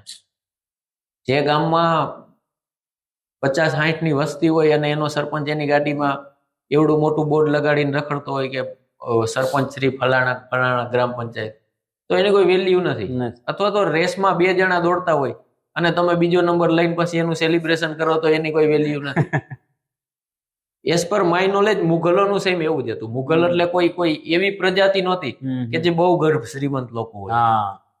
તમે રાજત્વ ભોગવતા હોય તો તમે રાજા ક્યાંના હતા? એવા પ્રદેશનો કે જે હુક્કા પ્રદેશ, કે જ્યાં લોકો પાસે ખાવા કાંઈ નથી, લોકો પાસે પીવા કાંઈ નથી, એને દબાવીને જંજાડીને તમે રાજા થયા હોય. અને રાજા થયા હોય તો રાજા કોઈથી લૂંટારું ન હોય. એ હિન્દુસ્તાનમાં રાજ કરવાનું કારણ જ એને એ હતું કે અહીંયા બહુ એક્સ્ટ્રા ફેસિલિટી એને મળી. સિકંદર અને પોરસની તમે વાત કરી, તો કોઈ પણ આક્રમક રાજા આવે ને એના ભેગો એના લહિયા આવે. લહિયા ઇન ધ સેન્સ કે તમે હિન્દુસ્તાન ઉપર આક્રમણ કરવા આવો તો તમારો રાજકવિ તમારા ભેગો જ આવે. બિલકુલ. અને એ તમારી જ પ્રશસ્તિની કે તમારા જ વખાણ કરે. સિકંદર અને પોરસના યુદ્ધમાં છેલ્લે આપણા એના લખેલા, એના લહિયાઓએ લખેલી વાત કે એ યુદ્ધ થાય ને સિકંદર એટલે અપરાજિત હતો. હાલો કે એના સપનાને આપણે સલામ કરવી પડે કે એક માણસે એવું સપનું જોયું કે આખી દુનિયાનો હું રાજા હોઉં. એ સપનાને સલામ, એની સ્પિરિટ નહીં સલામ. પણ એ અણનમ સિકંદર કે જે ક્યાંય આયરો નતો, હિન્દુસ્તાનમાં પોરસ આગળ એ લોકો સ્વીકારવા તૈયાર નથી. સિકંદર અને પોરસની લડાઈ થઈ અને એમાં પોરસ હાર્યો કે પોરસ મરાયો. પણ એના લહિયાઓએ એમ લખ્યું છે કે પોરસને જે બંદી બનાવવામાં આવ્યો હતો એ દગાથી. પોરસને જે બંદી બનાવવામાં આવ્યો ત્યાં પોરસને પૂછવામાં આવ્યું હતું કે સિકંદર દ્વારા કે તારી યારે કેવો વ્યવહાર કર્યો. ત્યાં દેશના એક રાજાએ જવાબ આપ્યો હતો, એક રાજા બીજા રાજા હારે વ્યવહાર કરે એવો વ્યવહાર મારા કરતા. આ હિન્દુસ્તાન છે એને ત્યાં હાથ જોડી અને ભીખ નહોતી માંગી કે મને માફ કરી દો કે મને જવા દો. એને એમ કીધું હું એક રાજા છું, તું રાજા હોય તો હું રાજા છું. એના એ મુઘલો આગળ વધી અને અસ્મક નામનું ગણરાજ્ય, સ્ત્રી સશક્તિકરણના બેનરો જ આપણે જોઈએ તો આપણને એ વાત ઉપર હસવું આવે. ભારત ઈ પરંપરાઓનું રાષ્ટ્ર છે કે અહીંયા આર્ય સંસ્કૃતિ કે ઈ પેલાની સંસ્કૃતિઓ જે હતી એમાં સ્ત્રીને હમોવડી ગણવામાં આવતી પુરુષની. યજ્ઞ વિધિમાં સ્ત્રીઓએ છેખુદી ભાગ લીધો હતો. મોડર્ન સમાજની આપણે જે ડિઝાઇન કરી કે એમાં મહિલાઓ માટે આટલા ટકા આરક્ષિત રાખવામાં આવે, અથવા તો કોઈ પણ ક્ષેત્રમાં કોઈ મહિલાઓ આગળ હોય તો એને પ્રમોટ કરવામાં આવે કે એના ઉપર ચર્ચા કરવામાં આવે કે બધા એના ઉપર ગર્વ લઈએ કે યસ આ તો એક મહિલા થઈને આટલું ઉત્કૃષ્ટ કામ કરે છે. એ વખતમાં અસ્મક નામનું એક ગણરાજ્ય હતું. એ આખું રાજ્ય એની પ્રધાન જ મહિલા હતી. જે મોડર્ન વિશ્વની વાત કરીએ કે જેમાં આપણે જેન્ડર બાયસ કરતા હોય એમાં એ વખતમાં ભારત એટલું મોડર્ન હતું કે સ્ત્રી શાસિકાઓ હતી. અને એના ઉપર મુઘલોએ એટલા અત્યાચાર કર્યો કે ગાંજો અને અફીણ ને એવા કેફી દ્રવ્યો પીને હજારો બાયુને કાપી નાખી. કારણ કે એ આગળ ન વધે ત્યાં સુધી બીજે જાય નહીં આક્રમણ કરવા માટે. તો આ દેશની સ્ત્રીઓ લડી હતી. પ્રદીપે એટલે લખ્યું જલિયાવાલા બાગ ये देखो यहाँ चली थी गोलियां, एक तरफ बंदूक धंधन एक तरफ थी तोलिया, मरने वाले बोल रहे थे इनकलाब की बोलियां, यहाँ लगा दी बहनों ने भी बाजी अपनी जान की, इस मिट्टी से तिलक करो ये धरती है बलिदान. આ હિન્દુસ્તાન છે કે જેની બાયુને અપરાજિત હરાવા હાટું થઈ અને એ લોકોએ હથિયાર ચલાવ્યા. આટલા ક્રૂર અને ઘાતકી હતા એ મુગલો. તો બેઝિકલી તો પબ્લિક કે પછી તમારાથી મારે અત્યારે બહુ વધારે શરમાવાની જરૂર નથી, પણ પેલા ના કે મુગલોને મારે કોઈ એક શબ્દમાં દર્શાવવા હોય તો નરભક્ષીઓ જેવા, બિલકુલ અશિક્ષિત કહી શકાય ને સુવરની જેમ ફરતા કહી શકાય. બિલકુલ કહી શકાય. કારણ કે એને એટલી તમીજ નહોતી કે અસાઈદ ઠાકર હારે એને દુર્વ્યવહાર કર્યો હતો. અસહિત ઠાકર એટલે એને નાત બારા કાઢવામાં આવ્યા હતા, અને એટલા માટે કે એના ઘરે આવેલી એક મહેમાનને સાચવવા માટે થઈ મુઘલો અને એની પ્રજા કે એના લોકો આને રંજાડતા હતા, એને બચાવવા હાટું થઈને આ માણસે એનો ધર્મ ભ્રષ્ટ કર્યો. એટલે ટૂંકમાં એને તમીજ નહોતી કે એક માણસ કઈ રીતે મહિલાનો લેજો હોય કે એની ઇજ્જત શું છે, એ તમીજ એના માટે સ્ત્રી એક માત્ર વસ્તુ હતી, સંવેદના નહીં. હજુ પણ એ જ છે એ વિસ્તારમાં, અફઘાનિસ્તાન. બિલકુલ 20-20, 25-25 બાળકોને જન્મ આપે, 8-10 બાળકોને જન્મ આપવા એ ટાઈમમાં બહુ સામાન્ય વસ્તુ હતી. તો એનો પીરિયડ તમે ગણો 8 કે 9, તો એ મહિલાની અડધી જિંદગી તો એમાં પ્રસૂતિમાં જ જતી. એટલે વસ્તુની તરીકે જ યુઝ કરવામાં આવ્યો. અત્યારે મહિલા સશક્તિકરણની તમે વાત કરી, તો એ લોકો આપણને ક્રિટિસાઇઝ કરે છે ત્યાંના કે તમારા સમાજમાં જે છે તે મહિલાઓ સાથે અન્યાય થાય છે. લિટરલી મને આ વસ્તુની આમ અજીબ લાગે કે ભાઈ તમે તમારો ઇતિહાસ તો જોવો પેલા. મહિલાઓ, કોઈ એમ કહેતું હોય કે હિન્દુસ્તાનમાં મહિલાઓ પર અન્યાય થાય. ભારત માતૃપ્રધાન દેશ, ભારતના નામની પાછળ માતા લાગે છે, ભારત માતા કી જય. ભારતમાં દેવીઓની જેટલા દેવતાઓ છે ને એનાથી વધારે દેવીઓની પૂજા કરવામાં આવે છે. મોટા ભાગના આપણા ફેસ્ટિવલ જોઈ નવરાત્રી, બિલકુલ, તો 9 દિવસનો એક એવો ફેસ્ટિવલ કે જેનાથી આખું ભારત ઓળખાય છે. ગરબા 9 માની પૂજા થાય. 9 માની પૂજા થાય. રવિભાઈ, માં ઉપર તમને પણ મેં વાત કરતા સાંભળ્યા છે, તમામ સાહિત્યકારોને વાત કરતા સાંભળ્યા છે. બાપ ક્યાંક પડદા પાછળ છુપાઈ જાય ઘણી જગ્યાએ. બિલકુલ, તમે તમારા મુખથી મારે એ સાંભળવું છે કે બાપની શું વ્યથા હોય, શું વેદના હોય, શું સહન કરતા હોય. એક થોડાક ટાઈમ પહેલા મેં એક રીલ બનાવી હતી કે માના આંસુ એટલા માટે દેખાય છે કે ઓઢણીમાં લૂછાય છે. તકિયા ઉપર હાથ ફેરવજો, બાપની આંખમાં એક સમંદર હોય છે. બાપ એટલે એક એવો વ્યક્તિ કે જેને ખુદને કોઈ દી મેન્શન જ નથી કર્યો. એને આપણને ઈ લેવલની ફેસિલિટી પ્રોવાઈડ કરે કે જે એને ખુદે નથી કોઈ.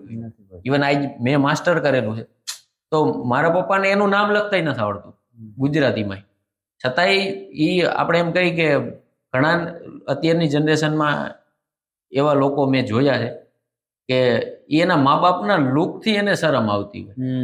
ઇવન તમે ક્યાંક બહાર ગયા તો આપણો બાપ આપણા જેટલો ફિટ ને હેન્ડસમ નથી જ લાગવાનો ને, એને એની જોવાની આંખે આપણા ઉપર ઉડાડી દીધી. તમને હેન્ડસમ બનાવવામાં તો આપણને હેન્ડસમ બનાવવામાં કે ભાઈ મારા છોકરા ફિટ રહી શકે, મારા છોકરા સારું કપડું પહેરી શકે, સારું એજ્યુકેશન લઈ શકે, અને એનાથી આપણને શરમ થાય. પ્લસ સાહિત્યમાં દ્રષ્ટિકોણથી વાત કરીએ તો બાપ એટલે આમ તો એ પુરુષ જ છે ને, તો પુરુષો ઉપર બહુ ઓછું લખાયું. પુરુષ એટલે એક એવો વ્યક્તિ કે જેની સંવેદનાઓ ઉપર લખવામાં જ નથી. મર્દ કો દર્દ નહીં હોતા, એ સૌથી મોટી પીડાની વાત છે.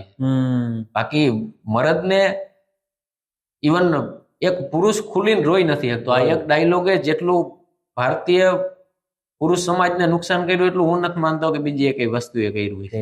કારણ કે જે વ્યક્તિ એની સંવેદનાઓને વ્યક્ત નથી કરી શકતો, એક ભાઈ એની બેન માટે કઈ લઈ ન શકે એટલી ગરીબ સ્થિતિમાં કોઈ ભાઈ બેન રમતા હોય તો એ ભાઈને અંદરની પીડા કેટલી હોય એક પુરુષ સિવાય બીજું કોઈ સમજી ન શકે. નહીં, બહાર કાઢી બી ના કાઢી ન શકે. એ વસ્તુને તમે ડિસ્ક્રાઇબ ન કરી શકો કે હું મારી બેન માટે કઈ લઈ જઈ નથી. કે જે બાળકને એની મા માટે કપડા લેવા હોય છતાં એની પાસે કઈ નથી, તો એ પીડા એ બાળકને ખબર હોય કે મારી મા માટે જ મારે ઓઢણું લઈ જવું છે, મારી પાસે પૈસા નથી. સાચી વાત છે. અત્યારે જોવામાં આવે છે કે દહેજ પ્રથા તો ધીમે ધીમે બંધ થતી જાય છે, બરાબર, પણ સામેની સાઈડ જોવા જઈએ, છોકરીઓ વાળા તરફથી જે માંગો આવે છે, સરકારી નોકરી જોઈએ છે. હું મારા જસ્ટ પોતાના અનુભવથી કહું છું, મને કોઈ સાથે બીજી કશી લેવા દેવા નથી. સરકારી નોકરી જોઈએ, એ નોકરી પરમિનન્ટ હોવી જોઈએ, જમીન જોઈએ પણ ખેડવી નથી, ધંધો પણ જોઈએ પણ કરવો નથી. કોને? છોકરીને. ઘરમાં નોકરાણી જોઈએ, દર શનિ રવિ બહાર જવું, ફરવા જવું મહિને એકવાર. તો આ એક જાતનું દહેજ ના કહેવાય? એ દહેજ થયું, અને એનું પરિણામ એ આવ્યું કે વિભક્ત કુટુંબોની સંખ્યા વધતી ગઈ. પેલા વાત એવી હતી કે એક કુટુંબના 50 લોકો હારે રહેતા, અને ગામડામાં એટલા બધા તો સંયુક્ત કુટુંબો નથી, પણ 20 કે 25 લોકો હજી પણ હારે રહે છે. બિલકુલ. પ્લસ બીજું કે આ ડિમાન્ડનું કારણ આ શરતી લગ્નો છે, કે છોકરાની કે સગાઈ નક્કી થાય ત્યારે જ એક ટર્મ એન્ડ કન્ડિશન કે આ એક આને લગ્ન કેવું કે કેમ એ એક સવાલ એટલા માટે થાય કે આ એક કોન્ટ્રાક્ટ છે કે અમારી આટલી ડિમાન્ડ છે, તમારે આટલી ડિમાન્ડ અમારી પૂરી કરવાની. એ એટલા માટે કે નોકરી એટલા માટે જોઈ છે કે નોકરી હોય એટલે છોકરો ફરજિયાત ગામડે રહેવાનો નથી. હવે શહેરમાં જઈને એને પતિ પત્ની એ 2 જ જણા રહેવાના છે. પતિ સવારમાં જોબે વહી જાય, સાંજે આવે તો બેન સાંજ સુધી કોણ ઘુમેડે? ટીવી જોઈ. એની સીધી અસર બાળકો ઉપર થઈ. આવનારી પેઢીઓ, આપણે કહીએ ને કે આવનારું પેઢીઓના ભરોસે હિન્દુસ્તાન કદાચ એટલું સલામત એટલા માટે નથી કે એને એથિક્સને જોયા નથી. કારણ કે એની મારી મમ્મી મારા નાનીની મારા દાદીની સેવા કરતા હોય એ મેં જોયું હોય તો હું મારા બાળકોને બતાવી શકીશ કે આ પ્રકારની રિવાજ કે આ પ્રકારની સિસ્ટમ આપણામાં છે. પણ આ લોકો પહેલેથી જ, અને પ્લસ બીજું કે ગામડામાં એ લોકો બાળકોને જવા દેતા નથી. કેમ કે એવું માને કે અહીંયા કલ્ચર યોગ્ય નથી, કે ત્યાં લોકોનું વર્તન સારું નથી, લોકોની ભાષા ધૂળ બહુ ઉડે, મારા છોકરાને એલર્જી. આવનારા સમયમાં એક ટાઈમ એવો આવશે કે આવી ગયો છે જોકે, કે અત્યારની જનરેશન એટલી સ્માર્ટ અને ઇન્ટેલિજન્ટ છે કે એ કોમ્પ્યુટર જેટલા બ્રિલિયન્ટ છે કે ઇવન કોઈ પણ આ હેકિંગ એ કઈ નાની સૂની વસ્તુ નથી કે કોઈ આપણું અકાઉન્ટ એના મોબાઈલમાં ખોલી નાખે તો એ બહુ મોટી વાત થઈ. ઇન્ટેલિજન્સી પ્રો લેવલે. ઇવન ઇન્સાનિયત તો ચંદ્ર સુધી ગઈ. આપણે બાળપણમાં હતા તો કાયમી એક કુતૂહલ રહેતું કે આપણે હાથ જોડીને હજી કઈ કે ઉપરવાળા સુધી તો આપણે પહોંચી ગયા. ચાંદો મામો આપણા માટે કેવડી મોટી વાત કે ચાંદો મામો તો આ ચંદ્રયાન આપણું 3G લોન્ચ થી ચંદ્ર સુધી ગયું, પણ મુદ્દો એ છે કે આપણે આ પેલું ન ધરા સુધી ન ગગન સુધી, આપણે તો જાવું તું માત્ર એક મેકના મન સુધી. એ મન સુધી એનો જવાનું એનું કારણ જ એ છે કે લગ્નો શરતી થવા. શરતી લગ્ન ઇતિહાસમાં 2 થયા છે. એક સીતાજીના લગ્ન વખતે ધનુષ ભાંગવાની જે શરત રાખવામાં આવી હતી, સેમ દ્રૌપદીજીના લગ્નમાં શરત રાખવામાં આવી હતી. અને બે સ્ત્રીના બેના પરિણામ તમારી સામે છે. કહેવાનો મતલબ એ છે કે શરતથી લગ્ન થયા એ ઇતિહાસ એ વાતનો સાક્ષી છે કે એ મેરેજ લાઈફ કોઈ દી સક્સેસ નથી ગઈ. નકર 2 રાજકુમાર અને 2 રાજકુમારી હતી, પણ છતાંય બેના પરિણામ મારી તમારી હતા તો મનુષ્ય રૂપમાં. બિલકુલ. અને એ આપણને આપણા માટે એ પાત્રો ઇન્ડિકેટર છે. બિલકુલ. ઘણા લોકો એના ઉપર સવાલ ઉઠાવે કે ભાઈ એ કાલ્પનિક વસ્તુઓ છે, એ કથા સાચી હશે છે કે નહીં. આપણે એમાં ન પડીએ, પણ છતાંય આપણા માટે ઇન્ડિકેટર છે કે એને એના એથિક્સ નહોતા મૂક્યા. સાચી વાત છે. સ્ત્રીઓના મનસ્થિતિ કે એમના માનસિક સ્વાસ્થ્ય અને આના માટે તો ઘણી સંસ્થાઓ કામ કરે છે. ઇવન સરકાર કામ કરે છે કે લગ્ન પહેલા આવું ધ્યાન રાખવું, લગ્ન પછી આવું ધ્યાન રાખવું, ડિલિવરીમાં આવું ધ્યાન રાખવું. પણ આ બધી બાબતમાં એક મર્દ એટલે કહું છું, કારણ કે છોકરાઓની વાત જ નથી થતી. છોકરા ઇન ધ સેન્સ કે જે બાળકો જેવા છે, એને જેને કઈ ખબર જ નથી પડતી, એની વાત જ નહીં. જે ખરો મર્દ છે, જે અંદરથી ફીલ કરે પણ બહાર નથી કાઢી શકતો, એની મનોસ્થિતિ વિશે તમારું શું કહેવાનું થાય? કઈ રીતનો એ જીવતો હશે, કાં તો એના સોલ્યુશન શું હોઈ શકે? સોલ્યુશન સામાજિક વ્યવસ્થા સિવાય કોઈ પણ ઉપાય નથી. કારણ કે વાત તો આપણે કરી નથી શકતા. વાત મોટા ભાગની લાગણીઓ માણસની શેર થવા માંડી સ્ટેટસમાં. તમારે કોઈ પણ વાત કરવી હોય ને તો જનરલી લોકો એમ કહેતા હોય કે ભાઈ આપણે એવી મૈત્રી ક્યાં કે તમે કલાકો સુધી કોઈ હારે બેસી શકો, એવી મૈત્રી ક્યાં? વાત કરી અને એ વાતને તમે એના ભરોસે મૂકી, વાત બીજે નહીં જાય એની ખાતરી ક્યાં? સામાજિક વ્યવસ્થા બગડવાના પરિણામ રૂપે આ બધું ભોગવીએ છીએ આપણે. અને સમાજ છે ને એ એક નૌકા છે કે આજ તમે ને હું અલગ ગામમાં રહી છીએ, અલગ અલગ કાસ્ટના ભલે હોય, બિલકુલ, પણ છતાંય નૌકાના કોઈ પણ ખૂણે એક કાણું પડ્યું ને પાણી આવ્યું એટલે એ લઈ ડૂબશે બધાને. ભારતની સામાજિક વ્યવસ્થા એ વિશ્વ માટે એક દ્રષ્ટાંત હતી ને આપણે એમાં એડિટિંગ કર્યું. આજે એજ્યુકેશનના નામે કર્યું, મોડરેશનના નામે કર્યું, કલ્ચરના નામે કર્યું, ક્લાસ પાડ્યા કે ભાઈ અમે મિડલ ક્લાસ, આ અપર હમ. ક્લાસ, આ થર્ડ ક્લાસ, થર્ડ ક્લાસ તો એ નડ્યું આપણને અને આ એનું પરિણામ છે આરક્ષણ ને આ અંતે ને હા. એ બધું એ હિસાબથી કે એવી પુરુષની વ્યથા ઈ સૌથી વધારે કહી શકે ને તો એના મિત્રોને કહી શકે. હવે મિત્ર સેમ ઈ જ ફિલિંગમાં છે. બે પુરુષની જે અંદરની મનોસ્થિતિ હોય એ સેમ જ હોવાની ને. હોવાની. તો નિચોડ બહુ ઓછા લોકો એમાંથી બહાર નીકળી. મોટા ભાગના પુરુષો કદાચ અતિશયોક્તિ ન થતી હોય તો ડિપ્રેશનમાં હોય. ડિપ્રેશનમાં એનગેન પ્રકારે એને ખબર હોય કે ન હોય કે આને ડિપ્રેશન. ઘણા એવા લોકો છે કે એને ખબર નથી કે આને ડિપ્રેશન કહેવાય, પણ હરેક માણસ એવું ફીલ તો કરે જ છે કે ભાઈ આ વસ્તુ યોગ્ય નથી, કે મને જેટલો ન્યાય મળવો જોઈએ. કેમ કે તમે 12 કલાક કામ કરીને એટલા માટે આવતા હોય કે મારો પરિવાર સુખી હોય, અને છેલ્લે તમારો પરિવાર, તમે કામેથી આવો ને તમારી તબિયત પૂછવાના બદલે બીજા પ્રશ્નો હોય ઘરના, તો એ માણસ તરીકે અઘરું થઈ પડે, ગમે એના માટે અઘરું થઈ પડે. સાચી વાત. સોશિયલ મીડિયામાં તમારા હમણાં કોંગ્રેચ્યુલેશન 2 લાખ પૂરા થયા. 2 લાખ થઈ ગયા. ઘણા કોન્ટેન્ટ એવા હોય, ઘણા વિષયો એવા હોય કે જે તમને દિલની નજીક હોય, પણ એ દિલની નજીક હોય તે બી ખંખોળવા માટે મહેનત તો લાગે. તો ક્યાંથી લાવો છો ઇન્સ્પિરેશન કે મારે આ વસ્તુ પર બોલવું છે, આ વસ્તુ પર બોલવું છે? કન્ટેન્ટ આમ જોવા જાય ને તો ક્રિએટર અને કલાકાર વચ્ચે એક ભેદ રેખા છે. Creator, as per my view, હું એમ નથી કહેતો કે જે ક્રિએટર છે એ કઈ કામ નથી કરતા, પણ ક્રિએટર ને ગમે ત્યાંથી મળે એ બનાવી નાખે. કલાકાર એટલે એક એવી વ્યક્તિ થાય કે એનું જાતે પોતાનો એક પોઈન્ટ ઓફ વ્યૂ હોય. ગમે એ ઘટના બને કે કોઈ વસ્તુ યા વિષયને જોવાનો પોતાનો એક દ્રષ્ટિકોણ હોય, એના ઉપર એનો વિચાર હોય, એના ઉપર એનું વાંચન હોય, એના ઉપર એનું મંથન હોય. તો ધીરે ધીરે એઝ એ આર્ટિસ્ટ એવું નથી કે આ વસ્તુની તમે ગોળી ખાધી તો હરવે તમારે બિલ્ડઅપ થાય, પણ તમે એક કલાકાર તરીકે દુનિયાને જોતા હોય ને તો કન્ટેન્ટ આસપાસનું જ છે. મેં મારી જે રીલ્સ, ઘણા એવા મિત્રો છે કે જે મને એવું માને છે કે હું જે બોલું છું એ લોક સાહિત્ય નથી. ટૂંકમાં એ વિરોધમાં એ બાબતની કે ભાઈ આ કોઈ ક્લાસ નથી વાતનો. પણ લોક સાહિત્યની વ્યાખ્યા એટલે હું લોકોનું સાહિત્ય કે જે લોકોએ સ્વીકાર્યું છે. હું આજ રીલ અપલોડ કરું, એ રીલ કાલે સાંજે 7 વાગે 1 લાખ વ્યૂ એમાં પર ડે હોય, 1.5 લાખ વ્યૂ એમાં પર ડે હોય, તો એનો સીધો જ મતલબ એ થાય લોકો મને નથી ચાહતા. લોકો મોટા ભાગની કમેન્ટ મારી રીલ્સમાં ઈ આવતી હોય કે મને એમ થયું કે તમે મારી વાત કહી, રિલેટ કરે ઈ લોક સાહિત્ય.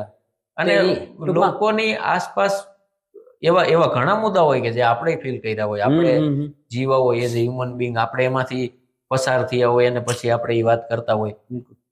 અને બીજું એક દેશી કહેવત છે કે અંદરથી ઉગે ને કોઈ ન પૂગે. તો જોઈને ઇન્સ્ટન્ટ જે આવી જાય એ લખી નાખવાનું, અને જોઈને ઇન્સ્ટન્ટ જે આવી જાય એ બોલી નાખવાનું. પણ એ તો સીધી સરળ વસ્તુ છે ને કે તમને જે બી એ લોકો કહે છે કે ભાઈ આ લોક સાહિત્ય નથી, તો એને લોક સાહિત્યની મે બી સમજ નથી. બિલકુલ. કારણ કે ઘણી વાર શું થાય કે આપણે સમજતા હોય કે આપણે શું કરીએ, પણ સામેવાળો મટીરિયલિસ્ટિક વિચારતો હોય લોક સાહિત્ય એટલે પાછળનું જૂનું આ વાતો તે વાતો. ભાઈ લોકો જ્યારે જે જમાનામાં હોય તે લોકોને લગતું સાહિત્ય એટલે લોક સાહિત્ય. સીધી સરળ વસ્તુ છે. ઇન્ટરનેટ ઉપર જજ કરવા બેહીને તો એનો એક સીધો મતલબ એવો થાય કે જે વિડીયોમાં વધારે વ્યૂ છે એ લોકોની માનસિકતાનું પ્રતિબિંબ.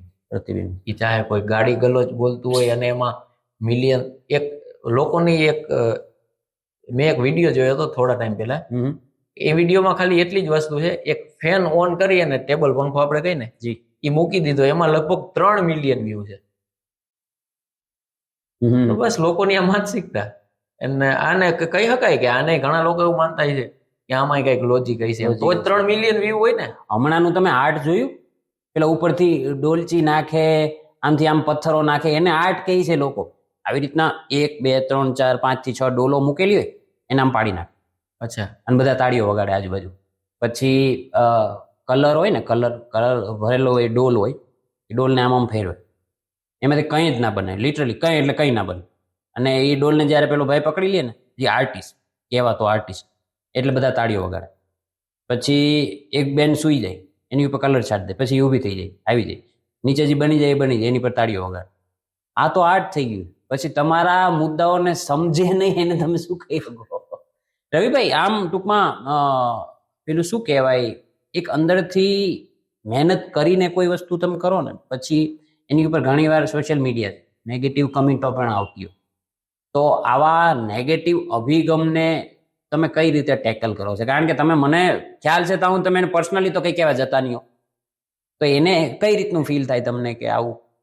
એક હજી સુધી ઈશ્વરની કૃપા રહી છે કે બહુ રેર એકાદ વાર કદાચ આવી હોય, બાકી નેગેટિવ કોમેન્ટ મારા કન્ટેન્ટમાં આવી નથી. હા, એ તો અમે નોટિસ કર્યું.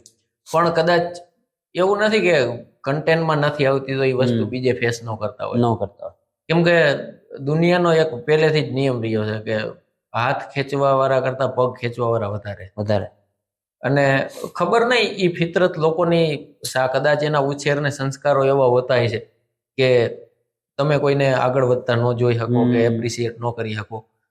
પણ કદાચ કોઈને સૂરજ ઉગતો ગમતો નથી, કોઈને અજવાળાથી એલર્જી છે, તો સૂરજ એને ઉગવાનું બંધ નહીં કરે. અને સત્ય હરેક માણસનું પોતીકું હોવાનું અને એક પરમ સત્ય હોવાનું.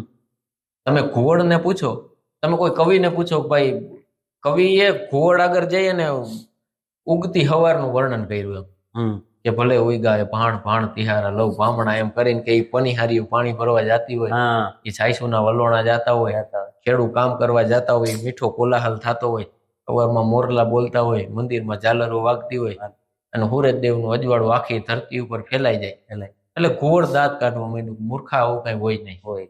કેમ કે એને અજવાળું જોયું જ નથી, રાતનું જ છે એનું તો કામ. એને તો રાત જ જોઈ છે. અજવાળા, એને સૂરજનો કોન્સેપ્ટ તો આખો ખબર જ નથી કે આવી કઈક માથાકૂટ હોય છે જગતમાં. પણ એ સૂરજ એને જોયો નથી, અને અજવાળા નામની કોઈ વસ્તુ નથી, એનું એક પોતીકું સત્ય. પરમ સત્ય એ છે કે સૂરજ થકી આખા જગતમાં અજવાળું થાય. તો એ પોતિકા સત્ય લઈને ફરતા હોય એને બહુ પ્રેમથી ઇગ્નોર કરી નાખવાના. વરે વાહ. કારણ કે આપણે આપણું કામ કઈ રહી જવાનું. સોશિયલ મીડિયાના અમુક ઇફેક્ટો પણ હોય છે, સારા ખરાબ. તમારા મતે નેગેટિવ ઇફેક્ટો જે તમારા ધ્યાનમાં આવતા હોય, કે અમુક વાર થાય ને કે આ પોસ્ટ મૂકી, આમાં સાલી એટલી જ લાઈક આવી, આટલું, તો એના એ માઇન્ડ પર કઈ રીતના ઇફેક્ટ પડે છે? એવા ઘણા મેં આર્ટિસ્ટો કે ક્રિએટરો જોયા છે કે જે લિટરલી આ વસ્તુને ફીલ કરતા હોય કે મારું કન્ટેન્ટ હાલતું નથી. ઇવન એવા કેટલા બધા યુટ્યુબર છે કે જે આ મુદ્દાને લઈને ડિપ્રેશનમાં વયા ગયા કે મારું કન્ટેન્ટ હાલતું નથી, કે અથવા તો લોકોની સમજ કે લોકોની માનસિકતા એટલી નીચી થઈ ગઈ કે હવે કોઈ એની લિંક શેર કરે ને તો તમારા મિત્રો સુધી શેર કરજો એમ નથી લખતા, એમ લખે કે વાયરલ કરી દો. એક વસ્તુ પકડી લીધી છે કે વાયરલ કરી દો. બહુ નાનો તફાવત છે પણ બહુ મોટી વાત. હા, કે વાયરલ થવું એ એક બીમારી છે અત્યારે. કે દર 5 માંથી 2 લોકો એવું ઈચ્છે છે કે હું વાયરલ થઈ જાય. પણ હકીકત ક્રિએટર અને કલાકાર તરીકે પેલી વસ્તુ તો આપણામાં ઠેરાવવું હોય કે આજ કદાચ હું વિડીયો મૂકું અને કાલે એમાં 1 લાખ વ્યૂ આવે તો મારામાં એ તૈયારી હોવી જોઈએ કે પરમ દિવસ એવો આવશે કે આમાં 1500 વ્યૂ નહીં આવે. અહીંયા હું શું કરીશ? તમારું તો રોજ બધું વાયરલ જાય, તો તમે કઈ રીતને કે હવે બધું નોર્મલ થઈ ગયું? નોર્મલ થવા કરતા એ કેવું છે કે દાખલા તરીકે કોઈ પાનવાળો પાન બનાવે છે તો એને કોઈ એપ્રિશિએટ નથી કરતું. કામ એ કામ જ કરે છે. અને આપણે કન્ટેન્ટ ક્રિએટર કે આર્ટિસ્ટ કે જે કાંઈ પણ નામથી આપણી જાતને ઓળખાવીએ, આપણે કામ જ કરીએ છીએ. ફરક એટલો કે આપણું કામ એપ્રિશિએટ થાય એટલે બધાને ધ્યાનમાં આવે કે આ ભાઈ છે, આ રીલ બનાવે છે. પણ એ વસ્તુને ફ્રેમ પૂરતી જ રાખીએ ને મોબાઈલ ઓન કરીએ ત્યાં સુધી ફીલ કરી લેવાનું કે ભાઈ આપણું કન્ટેન્ટ હાલે છે. પણ મોબાઈલ બંધ થઈ જાય ને એટલે પાછું જમીન ઉપર આવી જવાનું. બિલકુલ, એ એપ્રિસિએશનનો નશો ખતરનાક બની શકે. બહુ અઘરી વસ્તુ છે. બિલકુલ.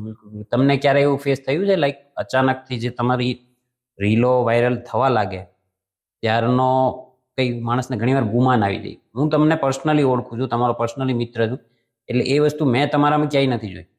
બટ એવી કોઈ તમે વ્યક્તિ જોઈ હોય કે ભાઈ એ જ ગુમાનમાં બધું ગુમાવી દીધું હોય? ઘણા લોકો એવા બી હોય છે, અચાનકથી એમ રાતોરાત પેલું ફેમ મળી જાય ને, હા કામ ઘણા ટાઈમથી કરતા હોય પણ એ ફેમ હેન્ડલ નહીં કરી શકતા. ફેમ આમ જોવા જાય ને તો એ એક ઝેર જ છે કે જેને ચડી ગયું ને એ ગયું. કારણ કે મંચની અને સ્ટેજની લાઇટો એટલી ખતરનાક હોય કે નીચે અંધારું જ દેખાય તમને. તમે એક ઊંચાઈનો એક નિયમ હોય કે કોઈ પણ માણસ એક લેવલની ઊંચાઈ ઉપર જાય ને એટલે અહીંયાથી તમને બધું નાનું નાનું દેખાય. માણસ એ ભૂલી જાય કે જે માણસ નીચે રહ્યો ને એને હું નાનો જ દેખાતો. અને સફળતાનું શિખર રહ્યું ને કે જેને લોકો સક્સેસ કહે કે ભાઈ એ તો એક ટોચ ઉપર છે, તો ટોચનો એક મોટો વીક પોઈન્ટ એ છે મનીષભાઈ કે ટોચ ઉપર છાપરું નથી હોતું. અરે વાહ. ગમે એ છાપરું હોય ને એની એક ટોચ હોય, પણ ટોચ ઉપર કોઈ દી છાપરું ન હોય. એ ટોચને ઝંઝાવત આવે તો એને માથે ઝીલવા પડે, એ ટોચને કોઈ વંટોળ આવે તો એ માથે ઝીલવા પડે, અને ટોચ ઉપર ફૂલ પડે તો એને ઝીલવા પડે. બહુ મોટી. એટલે એના નશામાં જવા કરતા આટલા બધા લોકો આપણને સાંભળે છે. ઇવન કોમેન્ટમાં ઘણા લોકો એટલા દિલથી આશીર્વાદ દેતા હોય કે ભાઈ હું તમારો ફેન છું, કે હું તમને સાંભળું તો મને શાંત. ઇવન એવી કોમેન્ટ હોય ઘણા લોકો કરે કે મારા અલાર્મ ટોનમાં તમારો વોઇસ છે. તો એઝ એ આર્ટિસ્ટ ની મારા માટે પદ્મશ્રી થઈ ગયું કે કોઈ માણસ સવારમાં ઉઠીને મારો અવાજ સાંભળવા માંગે છે તો એ મારા માટે એ પદ્મશ્રી સમાન ઘટના છે. કે કોઈ માણસ એમ કહે કે મારે તમને એકવાર મળવું છે તો મળી લેવાનું ને, કારણ કે જો એવા આ વાત નીકળી એવા લોટ્સ ઓફ આર્ટિસ્ટોને ઓળખું છું કે જે પબ્લિકને ફેસ કરવા નથી માંગતા. ઇવન કોઈ એને મેસેજ કરે તો રિપ્લાય, એક વસ્તુ છે કે એટલા બધા મેસેજ આવતા હોય તો ઇન્સ્ટન્ટ રિપ્લાય આપવું પોસિબલ ન હોય, પણ આપણે આપણી રીતે રિપ્લાય આપતા હોય. પણ ઘણા લોકો એવા છે કે એ ફેન્સ કરતા પરિવાર શબ્દ, કારણ કે પ્રેમ મળે. એવા ઘણા લોકો છે કે એના ભાઈને નથી બોલાવતા, એના હગા ભાઈને, અને એ તમને મેસેજ કરે, એનો ટાઈમ કાઢી અને એમ કે મારે તમને મળવું છે, તમે એને અવોઇડ કરો. તો તમને લોકો ગમતા જ નથી તો તમે આ લોકો આ ફિલ્ડમાં આવ્યા છે. તમને જે લોકોએ બનાવ્યા, બિલકુલ આપણું કોઈ વજૂદ નથી.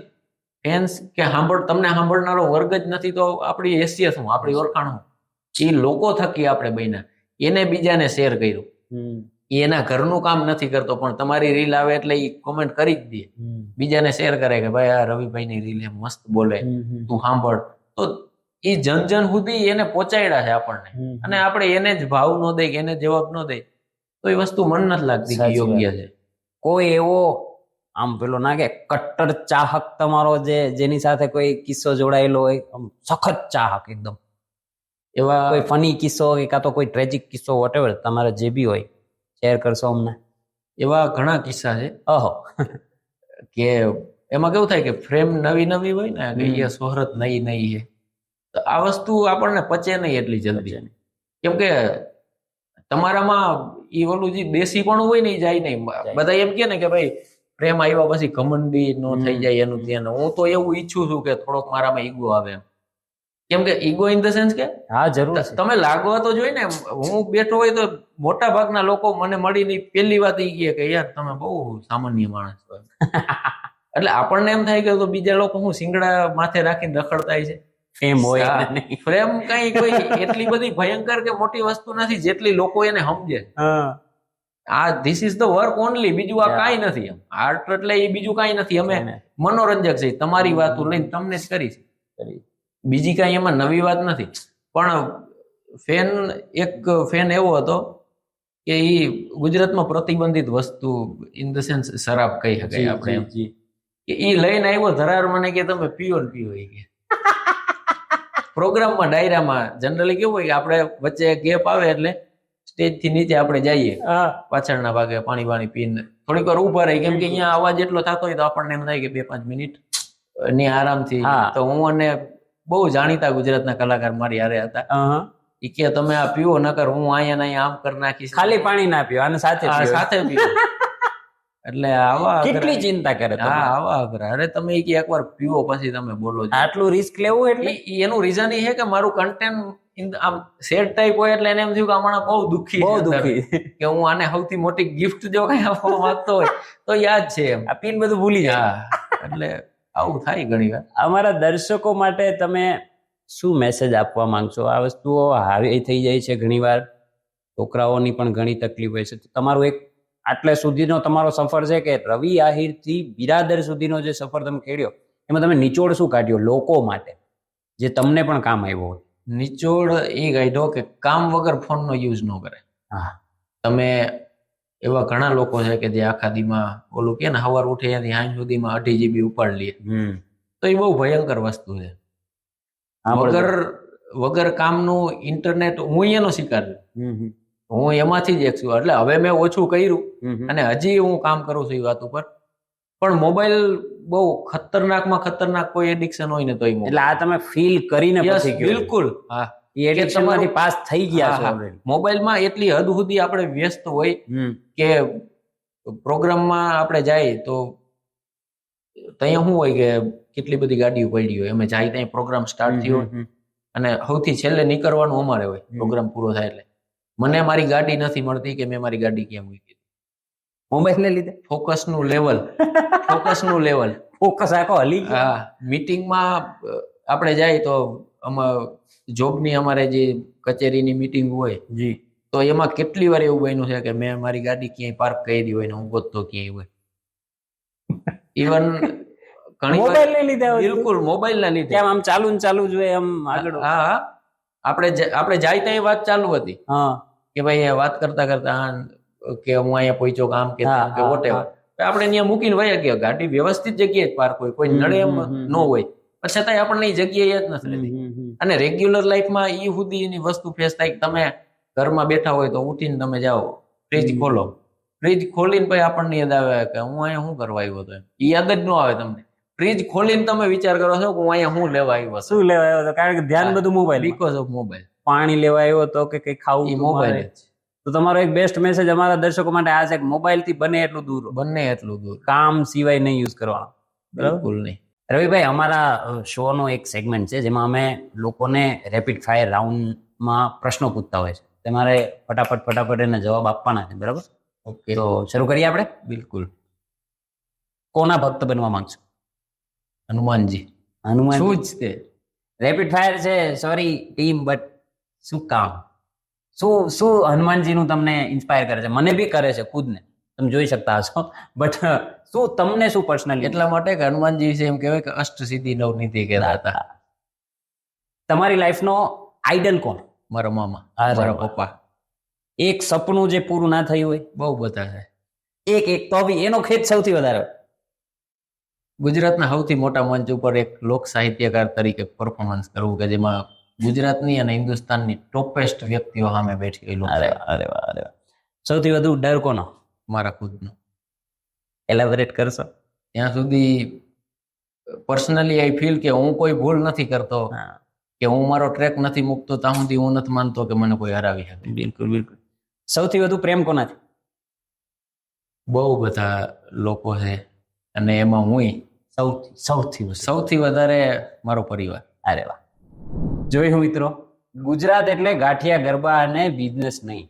ગુજરાતના બહારવટિયાઓ પણ બહેનો દીકરીઓની રક્ષા માટે પોતાના જીવ ગુમાવી દેતા. ગુજરાતના કેટલાય રાજાઓ રજવાડો એવા છે જેમના બલિદાનથી, જેમના રાજ્યો આપી દેવાથી આપણો દેશ બન્યો છે. તો આવી જ રસપ્રદ બીજી વાતો સાથે આપણે નેક્સ્ટ એપિસોડમાં બનશું. વિટામિન વાળી વાતો લઈને ફરી આવશું, ફરી મળશું. જય શ્રી કૃષ્ણ, જય સિયારામ. લાઈક, શેર અને સબસ્ક્રાઇબ કરવાનું ભૂલતા નહીં.